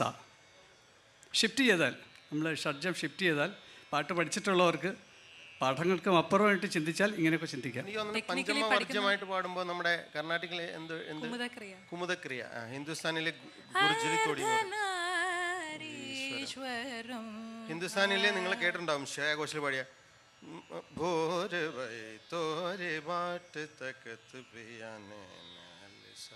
ഹിന്ദുസ്ഥാനിൽ തോടി ഥാട്ട് എന്ന് പറയും. മിയാൻ കി തോടി എന്ന് പറയുന്ന ഒരു രാഗം ആണ് ശുഭബന്ധു രാഗം. അതിൽ പഞ്ചമ ഉപയോഗിക്കും, അതിൽ പഞ്ചമം ഉപയോഗിക്കും. പക്ഷേ അത് വളരെ റെയറായിട്ടേ ഉള്ളൂ.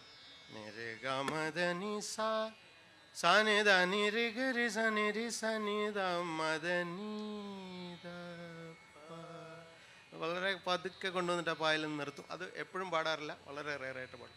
അബുമൂരിൻ നെയ്യ കോമ്പോസിഷനിൽ ഒരു പ്രാവശ്യം മാത്രമേ ആ പഞ്ചമം വരുന്നുള്ളൂ. ഒരു ചോദ്യം കൂടി.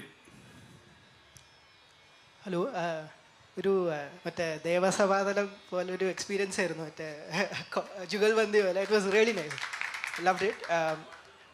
എൻ്റെ ചോദ്യം കൂടുതലും practical application of Carnatic music, മനോധർമ്മം, അതിനെ ബേസ് ചെയ്തിട്ടുള്ളതാണ്. ഇപ്പോൾ നമ്മൾ വോയിസ് കൾച്ചറിനെ പറ്റി പറഞ്ഞു. I would like to know that as well. പറഞ്ഞാൽ ഇപ്പോൾ ഒരു signature voice which you say, ഇപ്പോൾ how do you develop that in terms of, ഇപ്പോൾ നമ്മളിപ്പോൾ ഒരു രാഗം വിസ്താരണം എന്ന് പറയുമ്പോൾ വിസ്തരിക്കുന്ന സമയത്ത് ഒരു കീർത്തനം വർണ്ണം, അതിൽ നിന്ന് നമുക്ക് നോട്ട്സും അതിൽ നിന്നുള്ളൊരു ഭാവം മനസ്സിലാവും രാഗത്തിൻ്റെ. And from the you try to explore a bit. But in that you use ബാക്കിയുള്ള പെർഫോമൻസസ് നിന്ന് ഓരോ ആൾക്കാരുടെ ഇതെടുത്ത് you try to imbibe it. And നമ്മളൊരു You said it. Imbibe it, not imitate it. So when you don't imitate, you have your signature style. അല്ല, പക്ഷെ ഞാൻ പാടുമ്പോൾ മറ്റേ രീതിയിലായി. അല്ല, അങ്ങനെയല്ല. See, അങ്ങനെ carried away ആവുന്നു, നമ്മൾ ഇൻഫ്ലുവൻസ്ഡ് ആവുന്നു എന്ന് തോന്നുന്ന സമയത്ത് you have to listen to next set 5 artist. Don't go to that artist again. If you have a favorite artist like somebody X or Y, അവരുടെ തന്നെ കേട്ടോണ്ടിരിക്കുമ്പോഴാണ് നമുക്ക് ആ വെർഷനിലേക്ക് ഒരു ആകർഷണം തോന്നുന്നു. നമ്മൾ അങ്ങനെ തന്നെ ആയിപ്പോവും.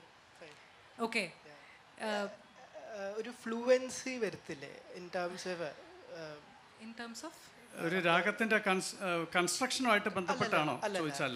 ഇത് നമ്മുടെ സ്വരം പാടുന്ന സമയത്ത് നമ്മൾ പെട്ടെന്ന് ഒരു താളത്തിന് ആസ്പദമാക്കി സ്വരം മനോധർമ്മമായിട്ട് പാടുന്ന സമയത്ത് ഈ ഫ്ലുവൻസി വരുത്താൻ വേണ്ടിയിട്ട് എന്തൊക്കെയാണ് ഫ്ലുവൻസി ഓഫ് നോട്ട്സ് പറഞ്ഞാൽ പെട്ടെന്ന് കോമ്പിനേഷൻസ് ഓഫ് ഇങ്ങനെയൊക്കെ പാറ്റേൺസ് ആൻഡ് ഫ്രേസസ് വരുത്താനുള്ള കുറച്ച് like exercises something if you have, കാരണം ഒരു ലൈക്ക് അലങ്കാരം അങ്ങനെ എന്തെങ്കിലും. മെയിൻലി സ്വരാസിനെ നമ്മൾ ഫ്രണ്ട്ലി ആക്കുക എന്നുള്ളതാണ് ആദ്യം. നമ്മളിതെല്ലാം യൂസ് ചെയ്യുന്നതെല്ലാം കംഫർട്ടബിൾ ആക്കുക. ഇത്തരം ഒരുപാട് എക്സസൈസുകൾ സ്ഥിരമായി പറയുന്ന ഒരാളായിട്ടാണ് എന്നെ കാണപ്പെടുന്നത്. പക്ഷേ ഫ്ലുവൻസി വരുത്തുന്നത് എങ്ങനെയാണ്? നമ്മൾ ഫോക്കസ്ഡ് ആയിട്ട് either you can go with the varisha kind of thing, which is very basic for like students in intermediate level-ലാണ് അതൊക്കെ നമ്മൾ പറയുന്നത്. Otherwise you can fix A boundary, like ഞാൻ സാ തൊട്ട് പാ വരെ പാടും, നേരത്തെ പറഞ്ഞില്ലേ അതുപോലത്തെ സാ തൊട്ട് പാ വരെ പാടും, അല്ലെങ്കിൽ ഗാ തൊട്ട് ദാ വരെ പാടും. ഇതിനകത്ത് നിന്നുകൊണ്ട് ഞാൻ ഏറ്റവും കൂടുതൽ കോമ്പിനേഷൻസ് ഉണ്ടാക്കാനായിട്ട് ഞാൻ പ്രാക്ടീസ് ചെയ്യും എന്നുള്ളത്. നമ്മുടെ എഫേർട്ടാണ് മെയിനായിട്ട്. പിന്നെ നമ്മുടെ കേൾവിയും, ഞാനത് ആദ്യമേ പറഞ്ഞു, കേൾവിജ്ഞാനം ഇല്ലാതെ ഇതിനകത്തൊരു കളി നടക്കില്ല. ഇപ്പോൾ മായമളകൾ ക്ലാസിക്കൽ പഠിച്ചിട്ടുള്ള ആളല്ലേ, അപ്പോൾ